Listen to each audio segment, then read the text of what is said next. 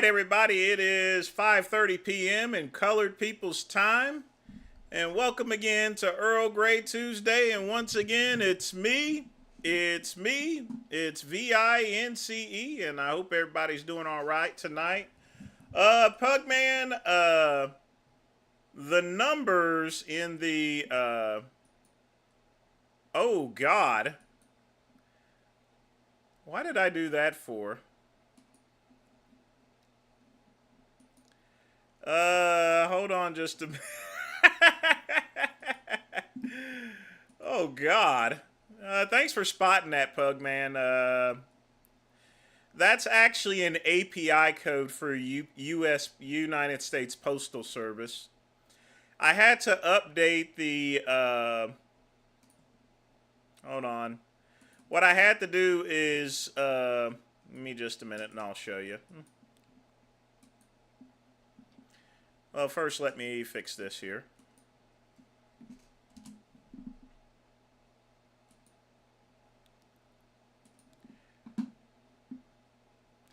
Alright, so I'll show you what that is here. Give me just a minute. So basically, let me put my picture up here, Pugman. The USPS Web Tools API platform was officially retired. So I had to switch to new USPS APIs to avoid service disruptions. And that was for the... that was just for this site here. That was for this site because it used the old USPS API system. So I had to migrate it to the new one, and what you saw there was a key code. Actually, that's the consumer key code. I don't have any problems changing it, or I don't need to change it because you need two different codes in order to really do anything. And the truth of the matter is there's no credit card hooked up to it. So it wouldn't do anyone any good. You can't hack my system with it. But that's what that code was, Pugman. But in any event, folks, just having one of those regular old days. Got some hot coffee, water cup, given to me by my good friend Pugman. Y'all be sure to thank Pugman. And I got my other cigars in tonight, the mangy ones, so I'll try one later on. But to save on money, I'm gonna, because the truth of the matter is, when I get up in the morning and have a smoke, I mean, I don't have a break until literally 3 hours later. So I'm gonna be cutting these in half from now on, and that'll save me about $30 a month, and it's gonna be just fine too. Just simply the timetable as far as when I have a cigar or anything. So.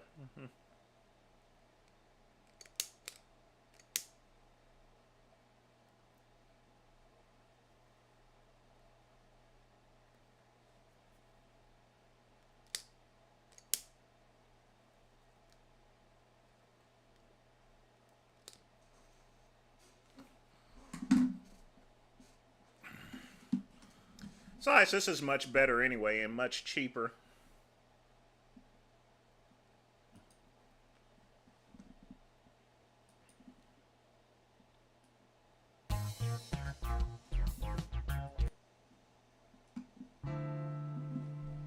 But folks, get your questions in.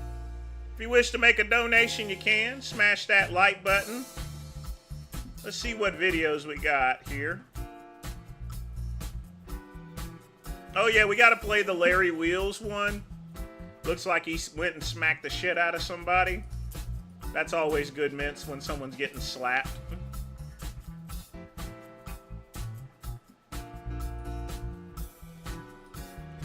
Oh, and I gotta show you this here.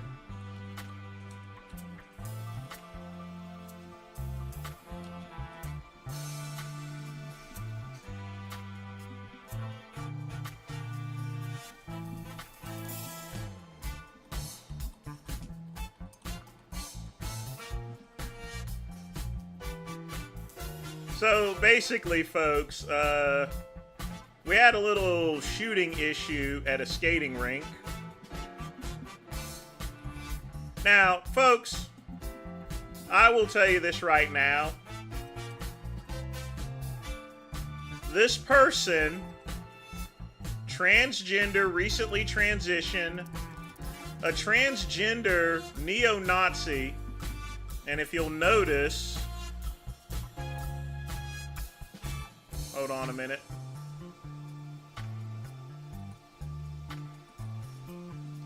If you'll notice, a transgender maniac that actually has an SS tattoo, pro Hitler. If it was Nazi Germany, that thingamabob would have been thrown into a gas chamber. So I don't know who's trying to claim that, whether it's Democrats or Republicans, but it sure ain't no niggas. We not claiming that.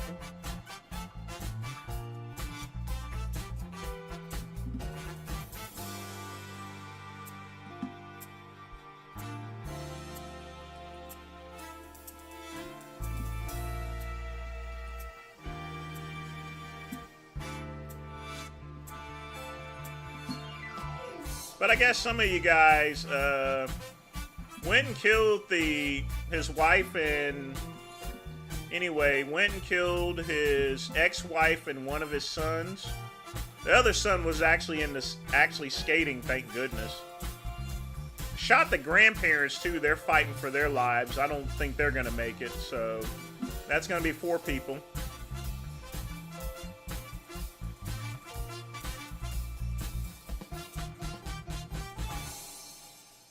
But this guy was cuckoo for Cocoa Puffs. I mean, you have someone that just transitioned, and then they already love Hitler. I mean, look.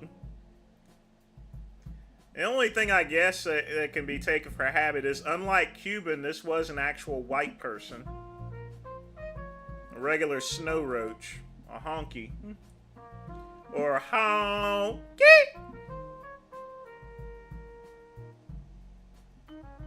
Yeah, there was a lot of meth smoked that day, and amongst other things.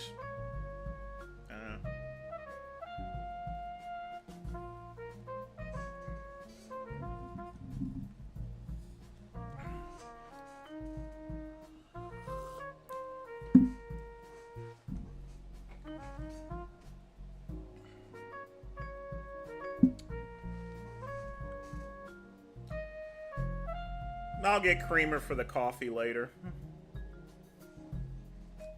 I forgot to put that in here.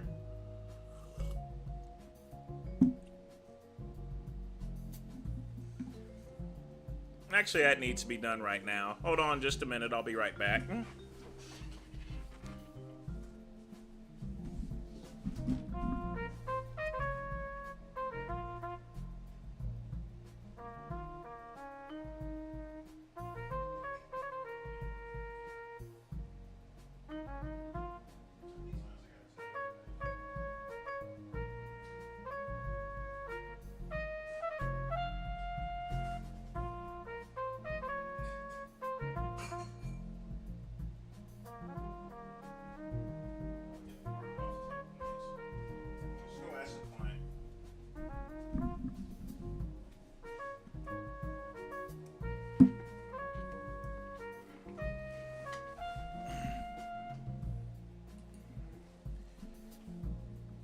All right, got cream for the coffee. Yeah, much better.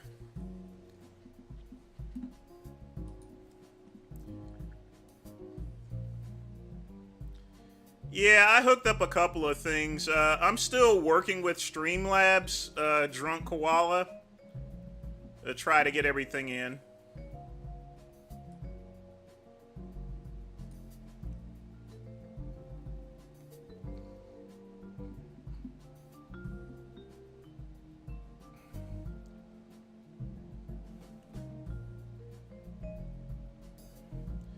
Well, and not only, I mean, I don't need to spend, I I don't need Stream Elements because I already have Streamlabs on my phone, so I can already do... I already pay monthly for Streamlabs, Drunk Koala, and I have it mobile on my phone, so I can already do YouTube short live streams. I've just not done anything yet as far as it's concerned. Yeah, Pugman, it cost him $200 and some, and he's filed so many of them. But it's going to continue to cost him just to maintain it. That's the thing about lawsuits, they're just easy to file. And they really shouldn't be.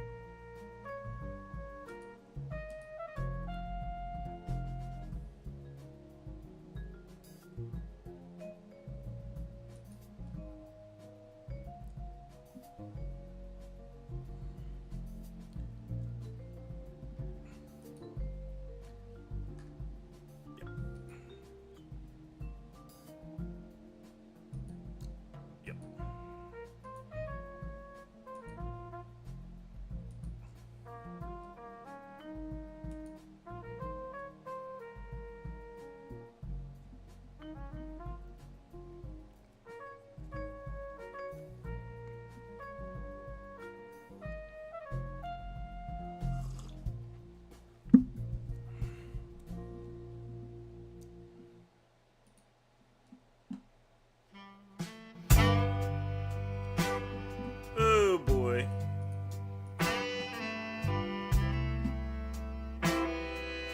You want me to play that right now, Ryan? I mean, you know we gonna play that shit, you know. You know for a fact we gonna play that. No doubt about it. How does that always do that? Here we go. Stupid.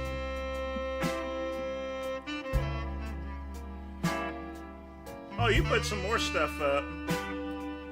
Sean G's gotten himself in probably a lot of hot water. Yeah, y'all gotta see this Larry Wheels stuff.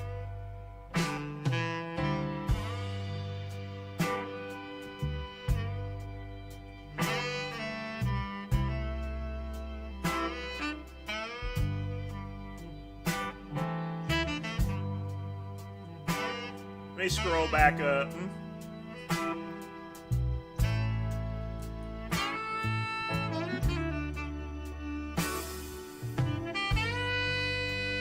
Whoa. I know we're streaming and shit. Folks, and now for our feature presentation.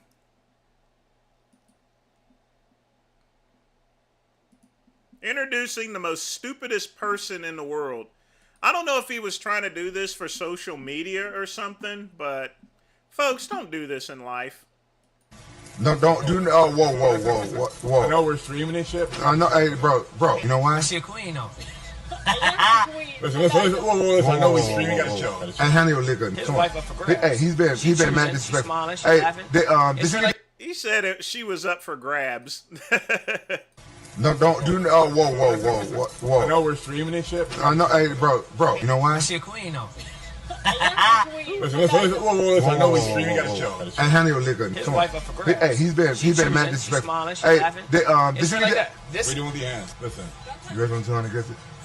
Oh! Yeah. I was waiting for that fucking moment. That was a real ass slap, man. Get your ass in. I'm gonna play that again. No. But by the way, folks, even on this small cigar, look at that ash there. Don't do. Oh, whoa. I know we're streaming and shit. I know, hey, bro. You know why? I see a queen though. Listen. I know we're streaming. Gotta chill. And handle your liquor. Come on. Hey, he's been mad disrespectful. Hey, we're doing the hands. Listen. You guys want to turn and get it? Oh! Yeah. I was waiting for that fucking moment. That was a real ass slap, man. Get your ass in the van, nigga. It was a hard ass slap, man. Come on. You did good. Hey, fuck that shit. No, don't. The Moon Cricket was put in this place there, obviously. Who is this Dean the Great, anyway? Who is this person?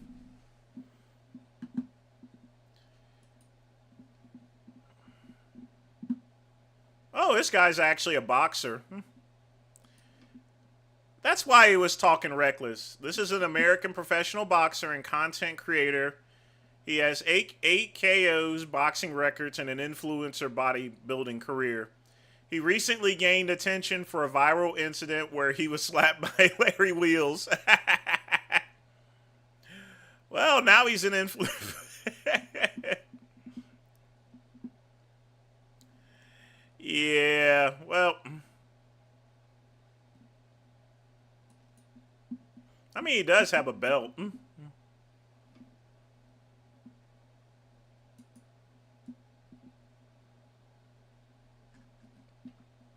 I think yeah, this guy. Well, I'm Dean the Great, and this is my top 3. Well, that's someone that wanted to get some views on YouTube, that's for sure. But I'll tell you right now, he slapped them back to factory settings.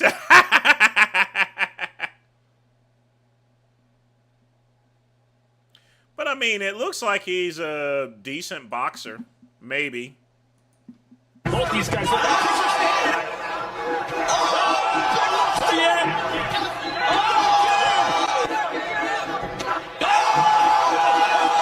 Both these guys look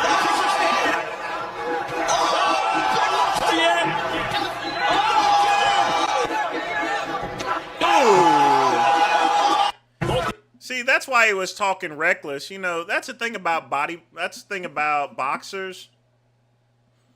They have a little bit of a little too much bravado. And you know what? He didn't do nothing about it. Because at the end of the day, regardless as to whether you're a boxer, Larry Wheels is one big motherfucker. And this guy is a lightweight. He's a lightweight. There's a difference between boxing and doing organized boxing and just being out on the streets. Exactly, Chuck E. Cheese. Play stupid games, win stupid prizes.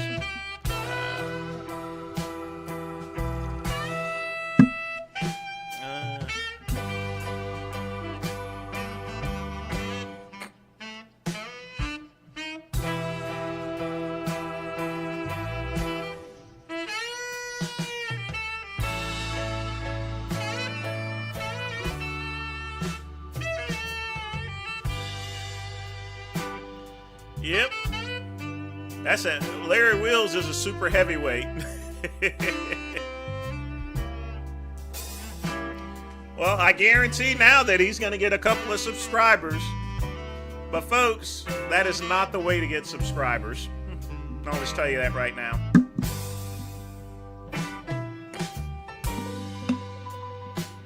But we got a lot of other good stuff that's been happening. Ooh, almost spilled my coffee.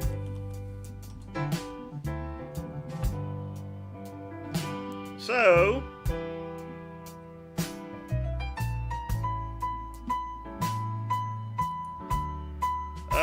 this famous immigrant now at this point in time, Kilmore Garcia,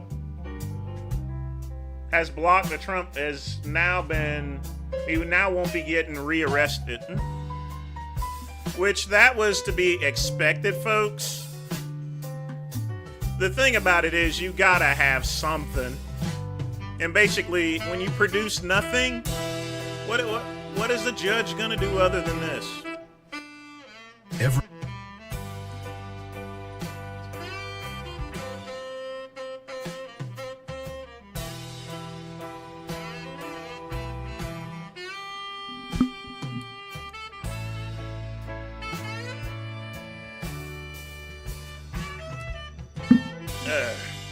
Definitely a different weight class. You can't be playing around like that. You just can't.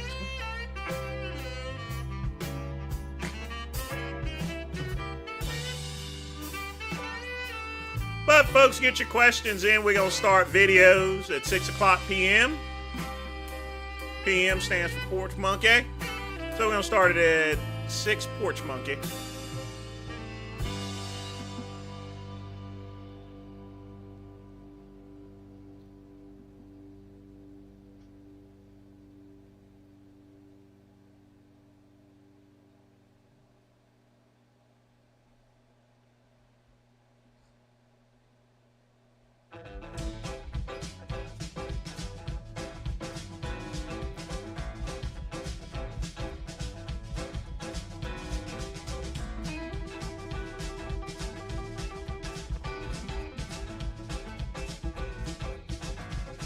So, folks, I got a joke for you.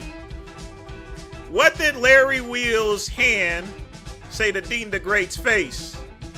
Slap! Just a variation on a Dave Chappelle joke. There are disturbances in the piss. Trolls are turning on the Cuban after he has been saying no more Misfits talk in chat for both him and Jay. Well, Jay can get away with it, but not Cuban. Cuban doesn't have anything else but Misfits. You know what I mean? He can't give any bodybuilding advice. He can't give any exercise advice. He has no alpha credentials whatsoever. So what is he going to talk about? He's not white. So he can't really... Eventually, somebody on Rumble, a true Aryan person, is going to come in there and they're going to literally light him up like a Christmas tree. And then they're going to threaten to do something to him. You see, here's the thing, folks. If you go around quoting Aryan and Nazi stuff and you are not a white person, now, people like Nick Fuentes can get away with it because he's white, but Cuban obviously is not white. He is not of Aryan blood. And if you are not of Aryan blood of any type, Cuban has absolutely no Aryan blood in him. He's a colored person like myself. So eventually someone in Rumble that is of Aryan blood, they're going to tear him to pieces. Literally. Now, Jay Masters can get away with white nationalism and white supremacy because he's white. He's a snow roach. He's a sun dodger. He can get away with it. Cuban can't. All right? Cuban's a tortilla.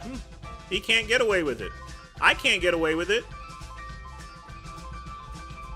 because I'm a PM, literally. And I'm saying that in the most racist terms ever. If I started making white supremacist jokes or anything like that, man, I would get slammed. I know Chuck E. Cheese, but he can't copy Jay because he's not white. He's not white. I don't know why. I don't even know why Cuban does this stuff. All he does is waste water. He has nothing else that anyone's going to be interested in. He's just a guy that's talking on Rumble. Why should anyone listen to him? Why? What does he offer? He offers nothing. Jay Masters at least has been a power lifter. And he's white, so he can talk about white nationalism if he wants. And he's done steroids too. He could talk about that too. What the hell is Cuban gonna talk about? He doesn't have anything credential-wise, unless he starts a wastewater channel or something, talking about the hard times in running wastewater and stuff. That's the one thing that brings me to another subject. Why is Cuban in the Genoverse in the begin with? At least McCluck went and fought Jay Masters in a boxing contest. At least he has something. Cuban is just a straggler, just came by.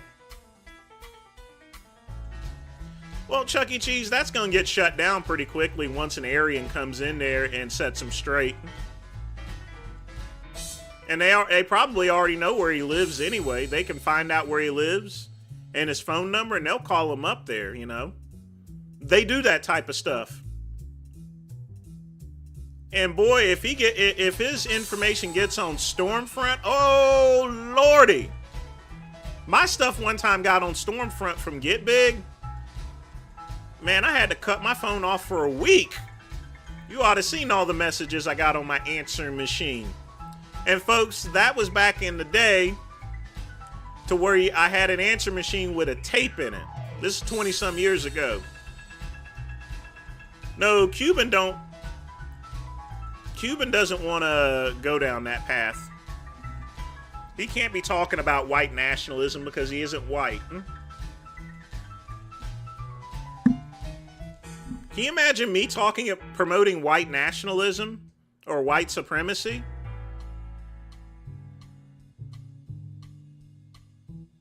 He better go get some of those. He should go get some of those paint papers, hold that shade up against his face, and he'll realize, nope, nope, nope, nope, nope. See, Nick Fuentes can get away with it because he's white, toe-headed. I mean, if you walk next to Nick Fuentes, you would think he's a regular honk, you know. Not Cuban. You know he ain't white. I don't know why Myron Gaines promotes that stuff too. You know. Andrew Tate's half black.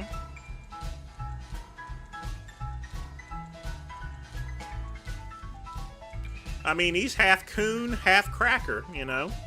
He can't promote that neither. I mean, it's just a level of stupidity these days. Cuban shouldn't even be talking about white nationalism. He should stick with Misfits because that's generally where his fans come from. And if he's not talking Misfit stuff, why watch him? What is he going to talk about? Don't talk about something that you're not, okay? If you're going to talk about law enforcement, at least work the job, in other words. Now, Cuban can discuss politics, but he has no political credentials. Has he ever interviewed anyone? Has he ever debated anyone? People be setting up some channels for no goddamn reason whatsoever. I mean, seriously.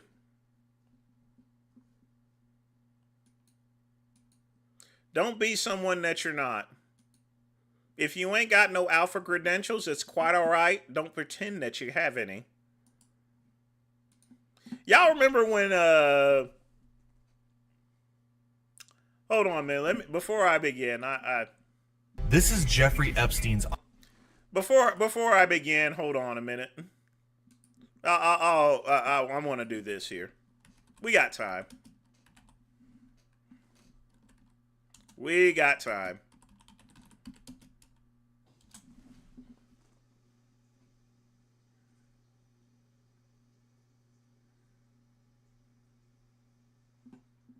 There we go. Was pulling the strings? Whatever you say, bro. You were pulling the strings so he could make you look bad. And what? When I said jump, how high? There we go. Vince, are you there? Yes, I'm here. We can't see you. That's because I got the lights out. I'm up here watching TV. Vince, how are you doing? I'm doing fine. The question is, how are you doing? I'm well. Backyard doing a live, got a fire going. That's nice. Got anything to say to me? Other than whatever argument that you have as far as McCuck, you're not going to win. Why is that? Because the only argument you have left now is the monetization. Don't think for a moment that he's not planning on doing something that he will get monetized, whether the channel that he has right now or another channel. It's the only argument you got left. There was never an argument there. You want to know why? Never. There was never an argument. You want to know why? Because I've been pulling the strings like Pinocchio. Oh. When I said jump, how high? He's only trying to impress me. He spent all this time with getting 1,000 views just because I said so. Did you ever stop to think about that? And I just sat back and just watched him. No, Vince. I never thought of you as a puppet master. No. First time for everything. I mean, I was in management at Verizon, so I was in customer relations, so I know how to deal with people. But forget about McCuck. Okay. Don't you have something that you need to tell me? I got nothing to tell you, Vince. I'm not. What is there to tell you? You've already decided that I don't have alpha credentials. So what is it that I could tell you, Vince? You don't have. So you're admitting that you don't have alpha credentials, correct? No, I'm not gay. I said you're admitting that you do not have alpha credentials. But so you're saying, now hold on a minute, just so we verify with the audience. Are you saying that alpha credentials are what you have stated as far as jobs? That's what will give me alpha credentials? That's correct. You've heard my definition of alpha. If you have done a job or task that could possibly cause you serious bodily injury or death, college football, roofing, corrections, law enforcement. Have you done any of that? No. Have you ever done water treatment or wastewater treatment? Wastewater treatment? Wastewater treatment or water treatment. Have you done either one of those? No. You may want to look into that. Why? That's a pretty relatively safe job as long as you don't fall in the water. Not so much the wastewater. No. Not so much the wastewater. You may want to do some research on that. Well, speaking of which, some of the trolls, and I'm not sure whether they were trolling me or not, but they said that you told them that you can kick my ass. So, Cuban, can you kick my ass? Do you think you can beat me in a fight? I don't think I'm in any position to kick any man's ass, and I never said such a thing. Do you think I can beat your ass? Yes or no? Probably. It's not a question. It's not an answer. Answer the question. Do you think you can beat my ass? I'm not looking to beat your ass, and I wouldn't try to do it. Yes or no? I can beat your ass. I'm telling you I can beat your ass. Can you beat my ass? Yes or no? Vince, why do you want to go there, Vince? Have a good night. Where are you going? Where are you going?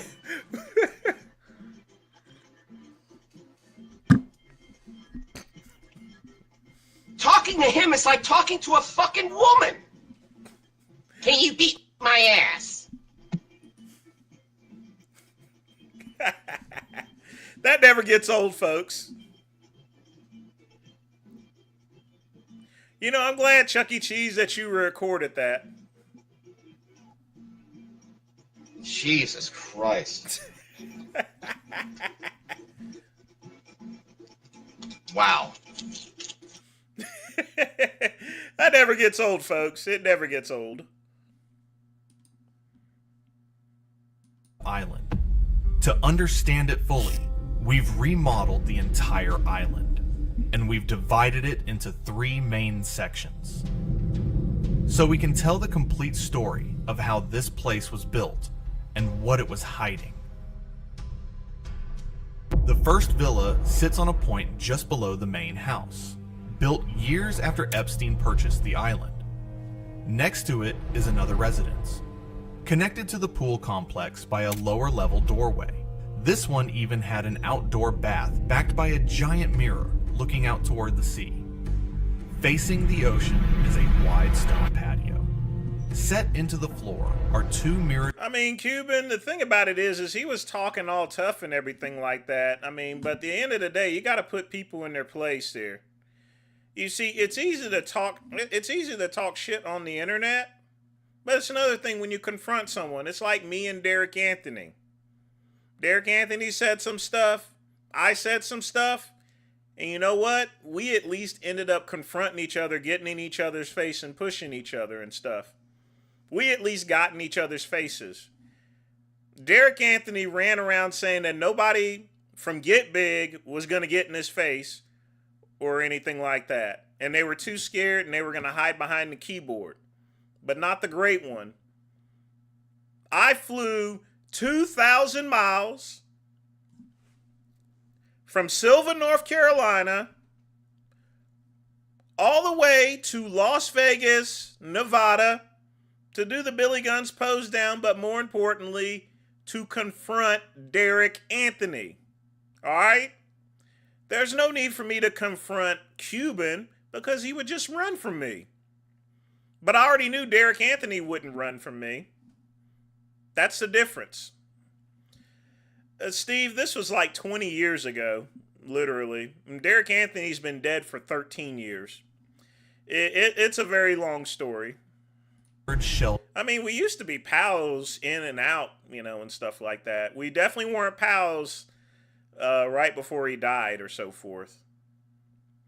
Basically, the last time we had spoke there, essentially Derek Anthony, at the time I was repping with ALR Industries, and Lana who owned the company along with Arthur L. Ray, she asked me to go and talk to Derek Anthony because Derek Anthony was calling into the ALR facility, and Derek Anthony was not under contract. Derek Anthony was not under contract with ALR. He was under contract with German American Technologies. But even with that, Derek Anthony could have easily got some supplements and resold them from GAT. But I don't know what was going on. I guess the owner was GAT's no longer around. I guess the owner was having trouble at the time. So Derek, he would literally call the facility, speak with the shipping manager, and claim that he was a sponsor of ALR, and he would go, I think he got about at least $2,000 to $3,000 worth of products on the calls that he made there. So I confronted Derek there, and he just went wild on me. So that was the last time we spoke, because Lana had asked me to go speak to him about it. Because I had to tell him, I'm like, look, Derek, you can't call into the ALR warehouse and get swag when you're not a sponsor of the company. See, I can call in and get swag because I was repping ALR. I was down with him and stuff. If you're not a sponsored athlete of a company, you can't call and get products. See, here's the way the supplement industry works. Here's how you get paid. And it's the same way Jason Genova got paid. And that's why he went to PJ Braun all the time and got supplements. So you take your supplements, you take your swag, then you go on eBay and you sell it at fire prices and you cash it out. That's just how you do, or sell it on the streets. Me personally, I would keep some products for myself, and the excess swag that I had, I put on eBay. And usually each time I got a package of swag, I would get about $600 or $700. And that's basically how it works here, in other words. Because you see, they can always give out as much products, and it's a tax write-off. But if they were paying me cash, if they paid athletes cash for the shit, that means I would have to be on the payroll. That means taxes, whole bunch of other complications of being an employee, in other words. But they're giving out products instead. Know what I mean? That's pretty much how it works. But nowadays, people want cash. All right? I mean, Milos, when he was working for Weider and a lot of other athletes, you see, Joe Weider had a shitty contract. But a sponsored athlete for Weider can get as much product as they want, no matter what. They had an unlimited supply of products. So Milos would pull up against the Weider headquarters. He would literally load up, and Milos told me this at the Mr. Olympia one time. He used to go in there, load up with Weider products, and he'd just go sell it on the street. Literally. That's how it works. But let me get back to the video. Sorry I got off track, folks, but I needed to explain that to Steve. Designs, along with the letter E. It may have been decorated. I'm not going to Dillon, Montana to confront Tubbs. He would run from me too. Him and his fat wife. Or something more symbolic. Above it all is the main house itself, the largest residence on the island. When Epstein bought Little St. James. And that just brings another point. You see, I could talk about bodybuilding and I could talk about the supplement industry all day because I was in it.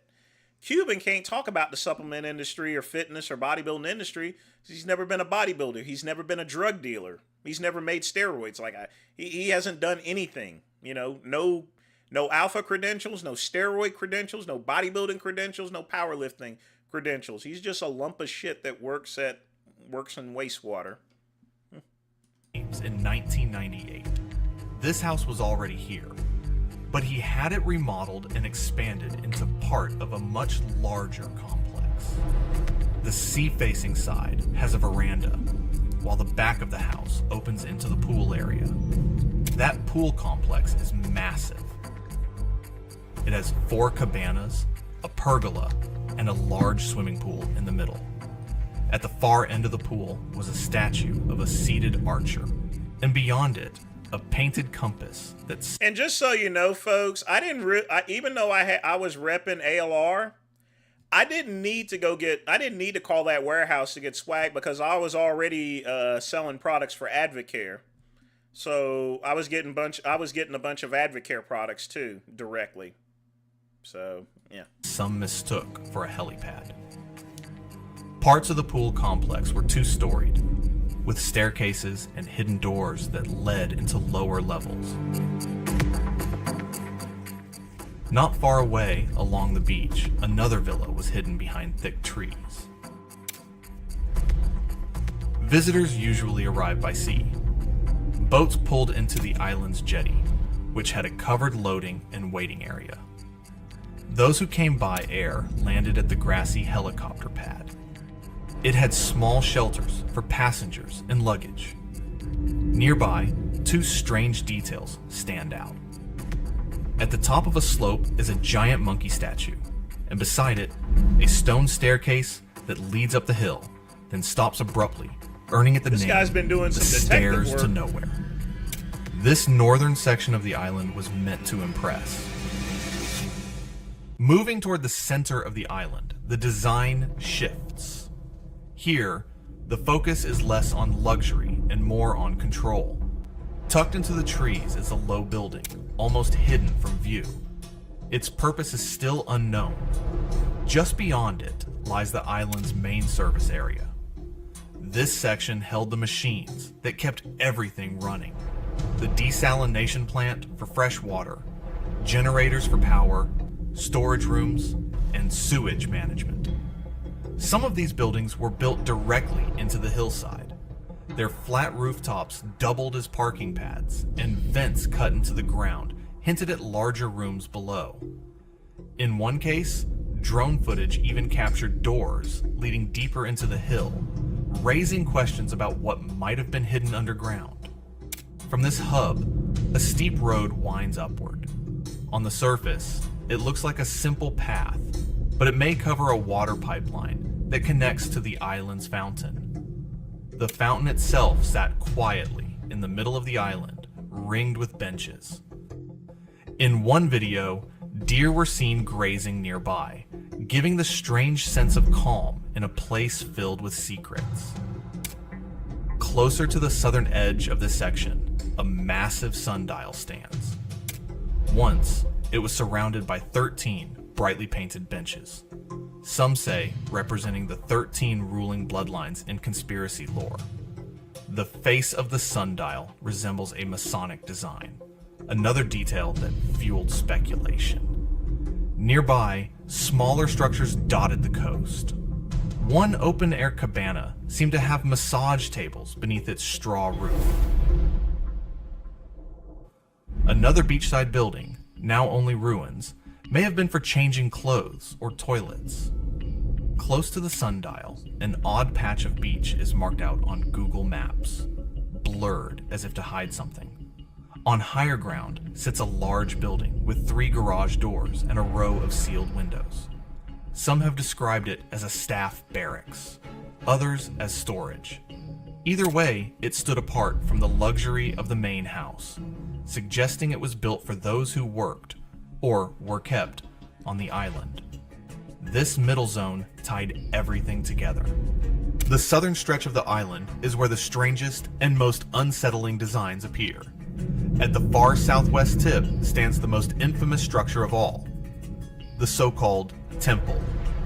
Painted in bold blue and white stripes, it once had a golden how much money it cost to just maintain that island. Dome and statues of Poseidon and birds perched on its corners. From the outside, it looks like something out of another world. Early visitors described its inside as a music room with bookshelves, a grand piano, and even a portrait of Epstein with a pope.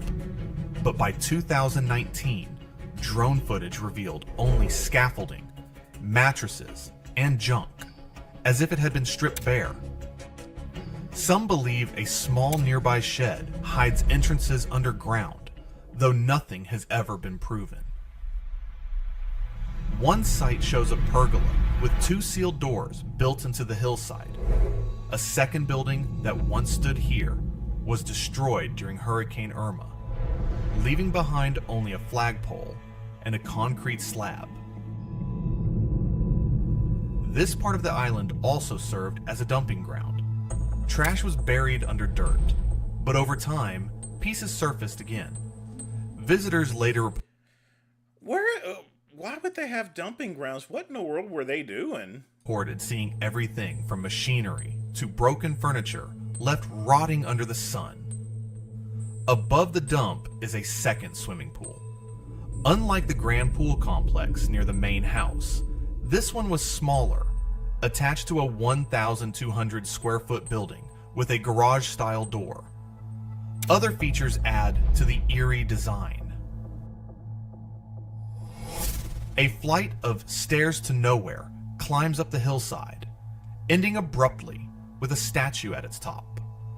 A large monkey statue sits nearby, silent and unsettling. You already said that. At the highest point of the island, a tall telecom tower looms, with Wi-Fi repeaters fixed to buildings all around, ensuring constant surveillance and communication. Here, on this southern edge, beauty and mystery collide. The temple, the sundial, the sealed doors, and the landfill, all of it suggests an island designed not only for privacy, but for secrecy. Every celebrity that owns an island wants privacy and secrecy. I mean, seriously, that video can be said about any facility, which now it's basically Little St. James. That's the name of the island. I'm not even sure who owns it now. Stephen Deckard acquired it for $60 million. So it makes me wonder what they're going to do with it. So a lot of these buildings, according to Wikipedia, they were already present. And so a lot of these he didn't even build to begin with. I mean, it was settled in 1917. So the main house, the guest house, the pool, and the 3 cabanas, those were already there when Jeffrey Epstein had the house.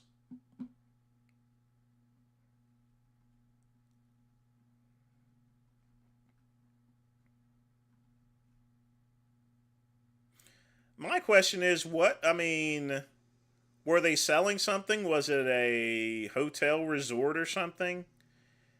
It doesn't sound to me like it was a private retreat, but I just don't. It would cost enormous amounts of money in order to maintain. I mean, Epstein had the money, but it should have at least been producing something.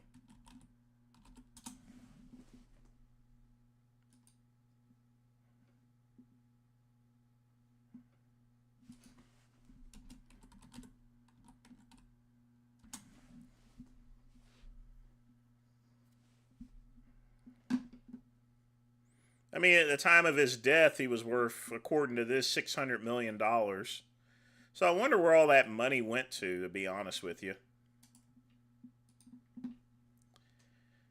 Time to lower the doses? Me? Nah. I think I'm alright. I'm still taking the same dosages, 25 milligrams every week. I'm doing volume training. What the hell are we watching? No breaks in No breaks in between for 10 seconds. like a 10-second break intervals. Okay, perfect. Can't even count to 10.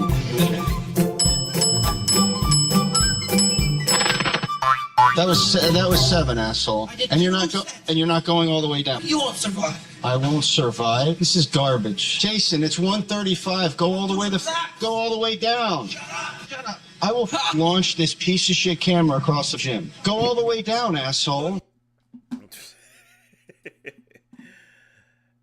Nothing like classic mints. You could play those things over and over and over again. They never get old. Speaking of lowering the doses, I think my cousin Vegan Gains needs to lower the doses. Going a little bit too far. This is Jason Genova Hater Mail video today. I did a Q&A last night. This one right here. What's still up? It says, oh, there you go. It says, Ross M. Hello, clue sign. What a hater. He sounds like a hater. E5HEO says, off the good start on your diet. No, I'm sorry. That guy says, oh, no one wants to talk to you, monkey prick. That guy's a hater. Or want to watch one peg a prick and a hater. Another hater, Bob Jenkins. We don't see monkeys in the zoo popping. Why don't we stick to bodybuilding type hater material? Oh God, that stinks. Oh God. Oh. This guy says monkey melting. What? That's from that Chinese buffet yesterday. So this guy says I'm subbing. He's a hater. So let's go into the haters who talk shit. All these people on the internet saying that I'm not a good bodybuilder and I'm shit and all this shit and saying I suck and I'm this and I'm that and I'm a fat slob and I'm out of shape. They're all a bunch of haters because the more famous you become and the more you put yourself out there and the more you expose yourself, the more haters you get. And the more haters you get and the more you expose yourself, the more fans you get along the way. For every one fan you get 2 or 3 freaking haters. So you're going to get haters along the way. That's the way it is.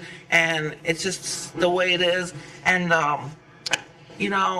I have fans around the world, God bless them. But the haters are the big loud mouths. They speak the most because they're the biggest, loudest mouths of them all, and they just love to speak crapola and crap. Your autism. What? I'm not autism. Actually, not autism. Andrew can confirm that. I'm ADD, OCD, dyslexia, and I have poor judgment skills. We all know that. But I'm not. Oh yes, we do. We all know that. But I'm not retarded. I'm not autism, and I'm not Down syndrome, and I'm not Asperger's. I'm none of these things. But people are saying it's not fucking true. It's all a bunch of hogwash garbage. But you already admitted to it there. Get it through your thick heads. That's not my diagnosis. If I was autism, I would probably not drive a car. They wouldn't let me drive behind a steering wheel. So those are not under my disabilities. And plus, people can talk all this shit all they want and say all this shit all they want and keep talking blah, blah, blah, blah, blah. But in the end, I'm busting my ass, and I've been in the gym for years and years and years. I've had a lot of injuries, different types of nerve pain. Andrew's surprised that I'm not fucked up as much as I am. Yeah, what's going on with your sciatic nerve lately? You've been talking to me about that. Nerve? Yeah. I've been having a little nerve pain issue in my back. It's like kind of annoying. It comes and it goes, but You know, I'm getting better and I'm healing. I'm like 75% healed. My neck is getting looser. I'm avoiding a lot of deadlifts lately. That's what's helping me in squats because it's pushing on my back a lot. I'm putting a lot of pressure on, so I'm waiting until that heals and recovers until I do squats and deadlifts again. So now I'm gonna give some sickening shout outs right here. Hold on one sec. I'm gonna put this down. You keep talking. Wait. No, sit down. I got this. Let's see what I can do here. Ah, perfect. Okay, speak loud over the music. I'll be right back. All right. Come down a little bit. No, a little more. Wait, there you go. That's perfect. Outstanding. I'm giving a couple sickening shout outs right now, so let me give them to you.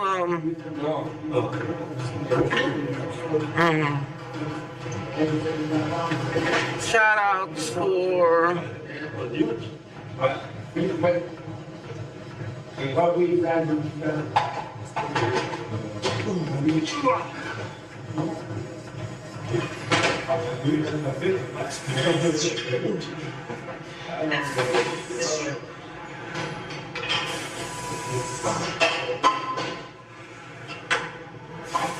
giving my shout outs right now.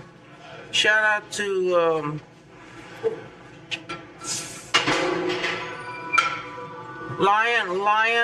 Leon Kavetnovic, whatever his name is, getting a sickening shout out.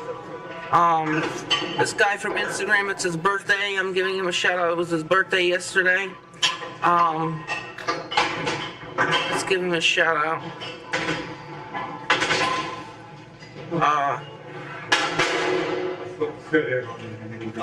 Josh Sharp is getting a shout out, and Kale Flower is getting a shout out, giving them a shout out.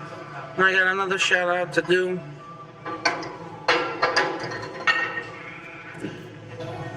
Let's see. Giving another shout out.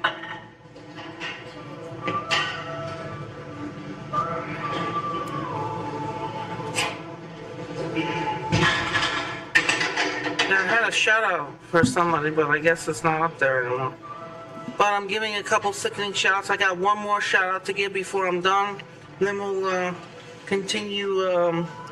Let me give this guy a shout out. I'm gonna give his shout out.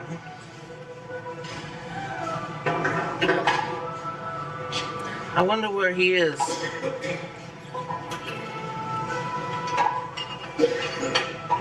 Kareem Manovic is getting a shout out. I got it. He's getting a sickening shout out. And now I'm going to talk a little bit more about haters.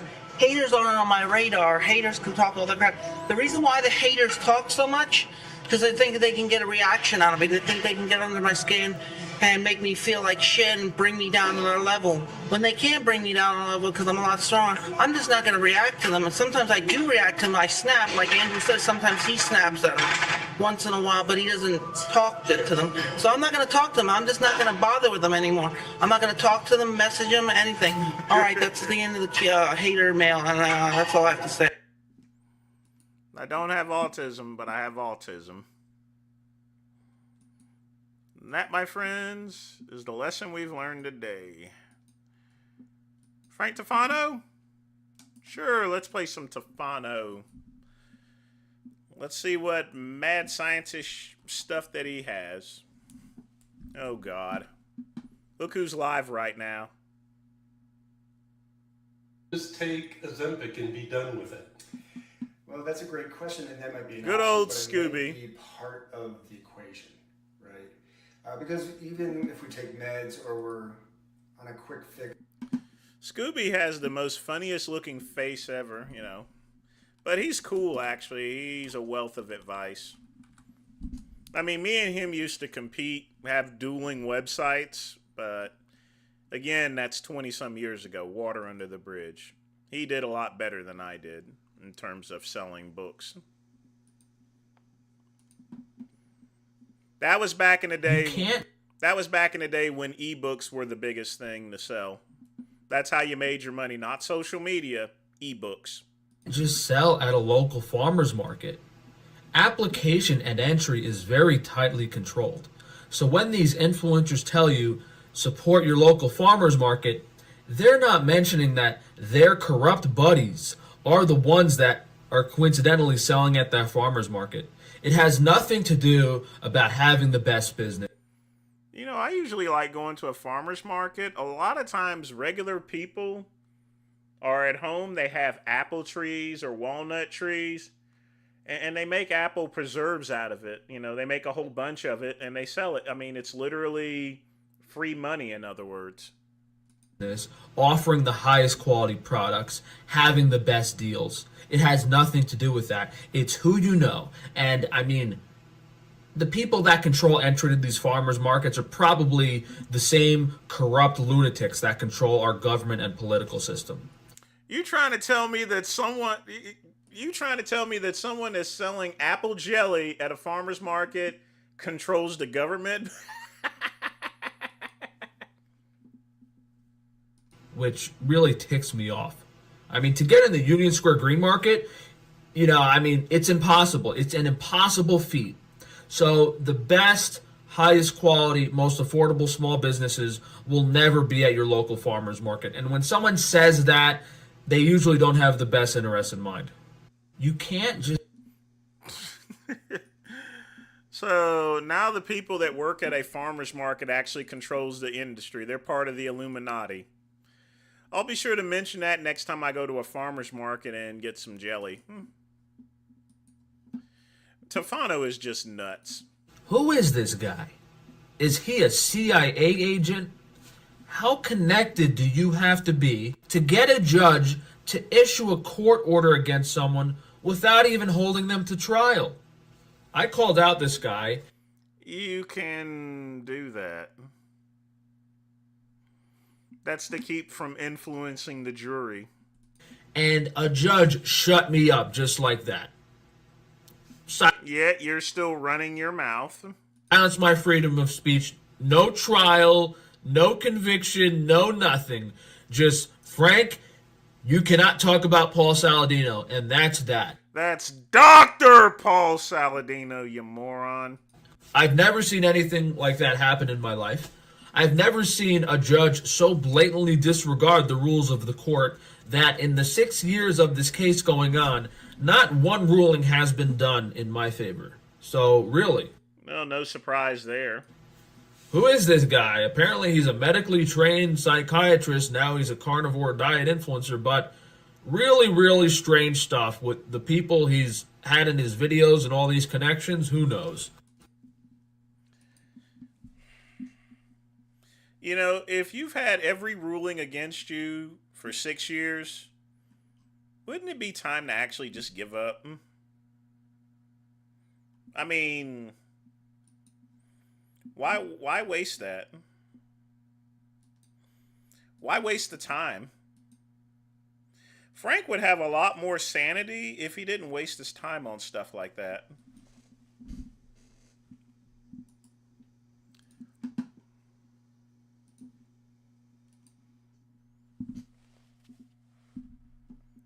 So while this coaching call plays, I'm going to go get my other phone.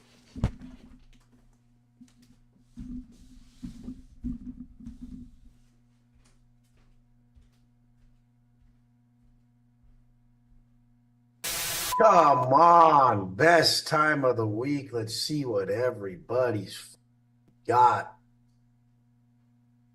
Isn't life a... What do you guys really think's gonna happen? What do you guys really think's gonna happen if you give it your all? What do you guys think's really gonna happen if it all falls apart? Oh no, I'm holding on to where I'm at. It's pathetic. How the f are so many people so scared of everything? It is sickening. Like grown ass people. I guess I've never experienced much. Everyone shows me what their fears are, or what they tell me about, like what they bring to the table, as if it happened, it would be so horrific. Nicola, what you got? What up, Wes? So here's the deal. When I see you with a Bugatti, it brings a little bit of pain. because Shut you, the I fuck know up you. right now, you chump. Jesus Christ. No. Shut In up. the positive light. Shut the fuck up. When I got out, I was walking and you were free. What's up, Matty Matt? How you doing? 4 car accidents, unfortunate. Nothing ruined his nothing ruined his bodybuilding career. He didn't have one to begin with, Chuck E. Cheese. He couldn't diet. You just suck. I got out walking, bro, to the gym, and you were out here before me, and I lapped you, bro. You should never even look at where I'm at until you've done the amount. If you've done as much work as I have, then start to maybe look at where I'm at. Maybe. Yep. Just shut the fuck up about where I'm at. I've never looked at where anyone else was at. I've never even looked at a Bugatti till it was an option. I never looked at a mansion till it was an option. What the fuck is the matter with you? You would look stupid in a Bugatti. They'd be like, who is this dipshit? Like, this must be the gayest. Bro, why do you guys think that you're ready for some shit like that? Like, I'm a monster, bro. I am so solidified in every corner of life. From how I speak to how I look to how I present myself. Everywhere I go, I'm a star. Do you believe you're a star, bro? Not yet. Exactly. You're not even close, bro. Yeah. Nikola, Gladovic, you are so far, it is mind-boggling that you even believe you should be in a G-Wagon, bro. You probably are okay in like a normal G-Wagon a couple years out.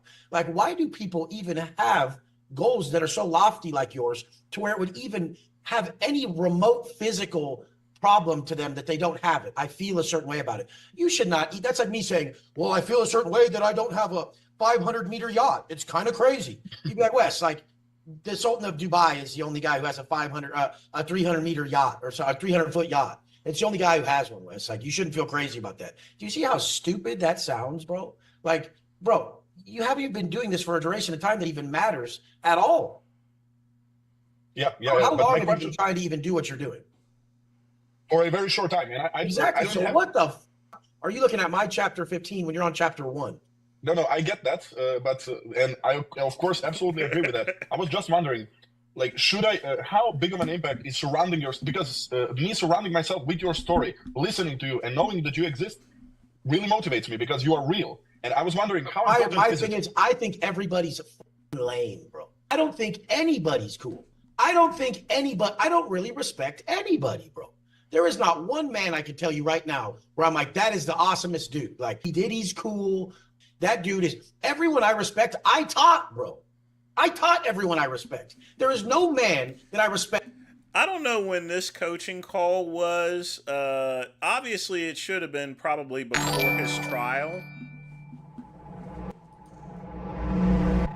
Clavicular Friedland show. Timestamps in the description. I gotta really fix that. Matt with a donation here. Let me. Why does this thing always does this?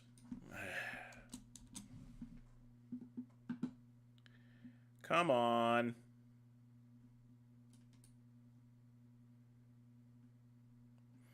I swear Streamlabs just keeps acting up.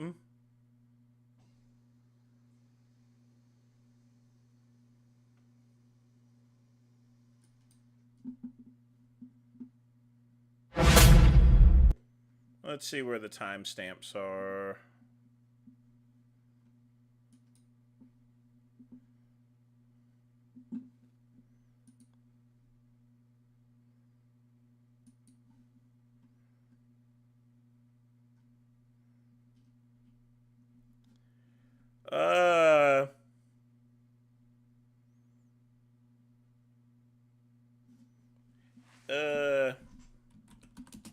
Any particular section, Matt?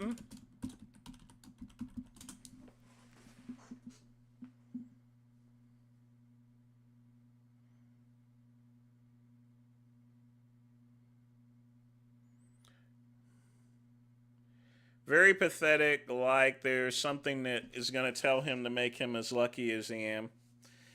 Yeah, and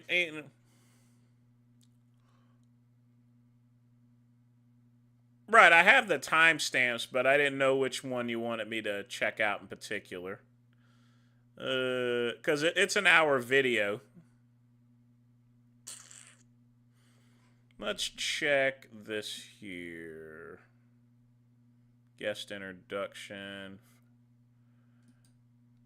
I would like, because it's been like really fucking fast, your ascent, right? That's right. Mr. B says you're about to be the #1 guy. I saw a clip. Yes, he said that if he were to invest in any content creator who's up and coming, it would be myself. I'm not really too sure what that means, but it sounds like a little bit sinister. Yeah, maybe a little bit. But dude, that guy kind of tortures poor people, don't you think? I don't know too much about that. That's been speculated.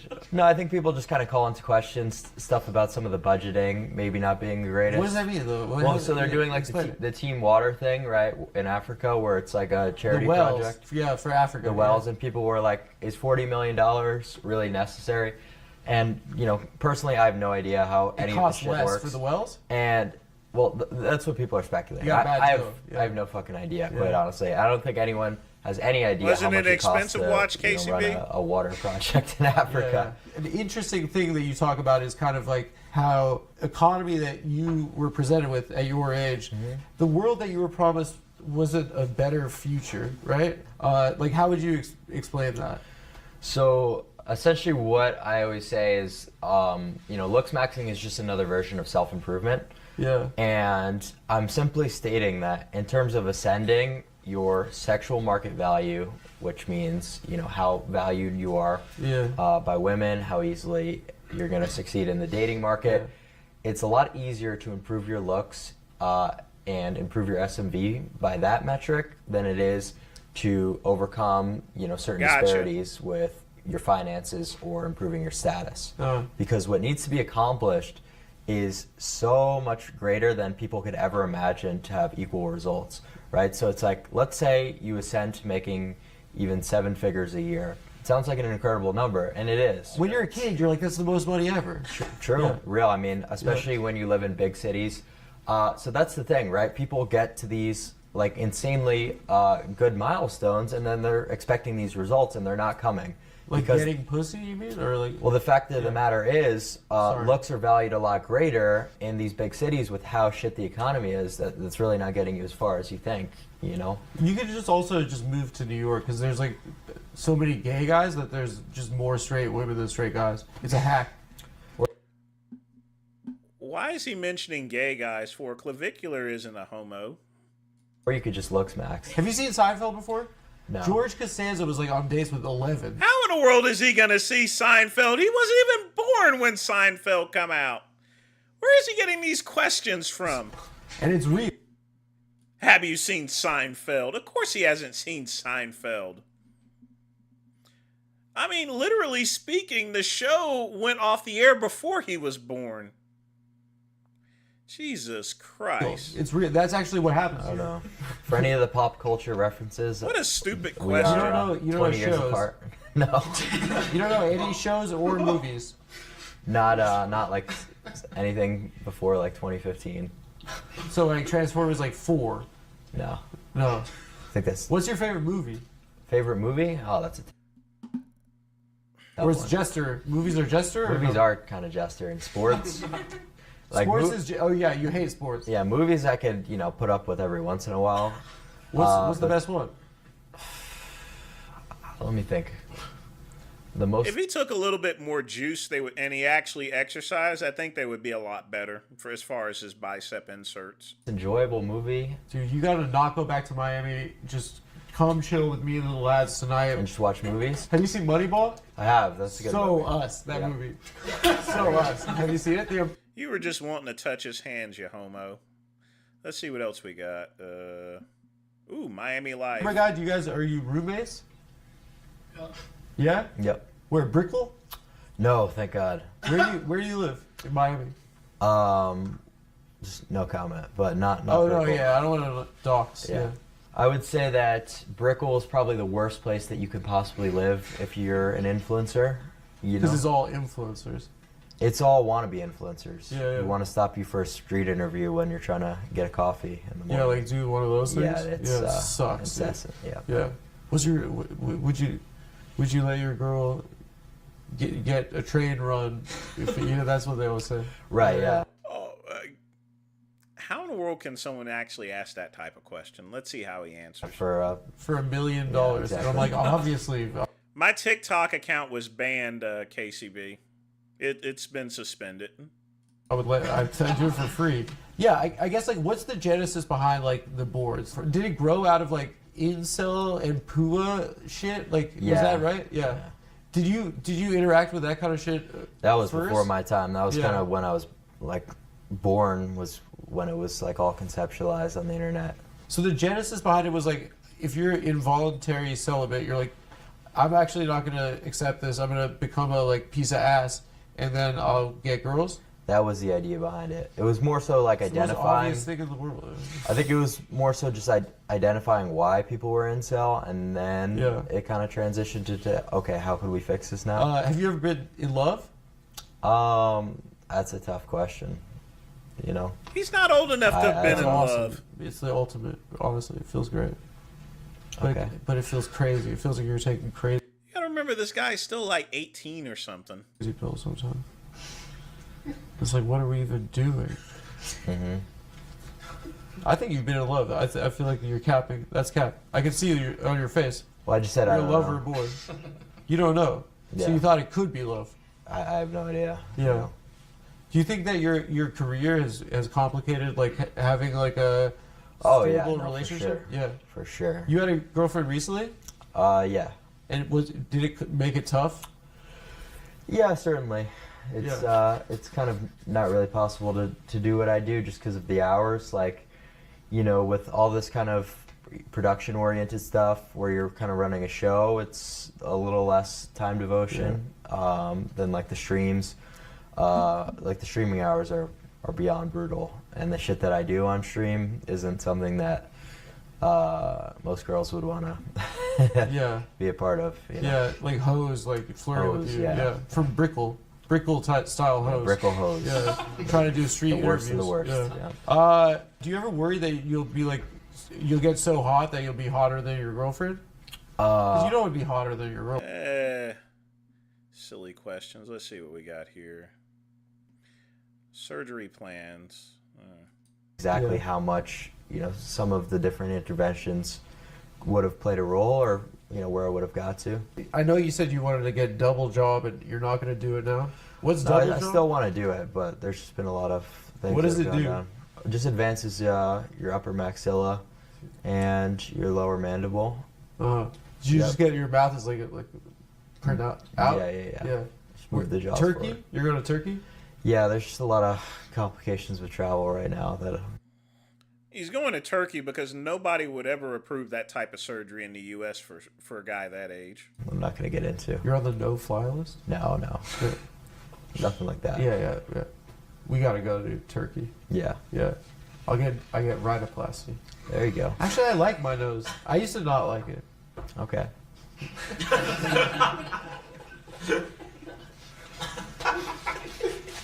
I like it. The other thing was leg breaking. Yeah, that was kind of just like a thought experiment. I think people didn't really understand what I was getting at. Was the reason I was talking about sort of the limb lengthening. I've never heard of Adam Friedland. Is he a Jew or something? Let's see. Stuff was just. I got a lot of Jewish friends. It sounds Jewish. This guy's like, no wonder. This guy's asking him questions about Seinfeld. This guy's 38 years old. And he's talking to someone like 18. Of course he's not going to know Seinfeld. No wonder he's asking these questions. About ROI. And then I kind of started popping off in another area, which was, you know, social media, status, money. And I realized that the ROI was not, you know, Lithuanian not worth it anymore. Jewish. In terms of like ascending my South SMD, African. I was able to just leverage something else. Yeah. How tall are you now? 6'2"? Yeah. So that's the goal at the end of the day, is to maximize SMV. And if you could do so through other areas, you know, go for it. Yeah. Gesturing. But at the end of the day, that's going to be incredibly difficult for someone to have like the status ascension I did, right? Where it makes it comparable. Can I ask you a question? Is it like looks maxing a means of like avoiding, like it's called gesturing, but like just like a chatting, like or like flirting with girls? If you're like so hot, you don't have to talk to them. Yeah, it certainly makes it easier to be a dumbass. To not talk to girls. Yep. Also, just about like when I was like a 16, like just being so afraid if. Let's see here. Pharmacology. So I guess like what do you do day to day? Like what's your like kind of routine? A lot of it is pharmacology, right? So like using pharmaceutical. Drugs. Yeah. So what that would kind of look like is I don't like the endocrine system, which is like your natural testosterone production, because just in a modern society, there are so many things that are meant to disrupt this process.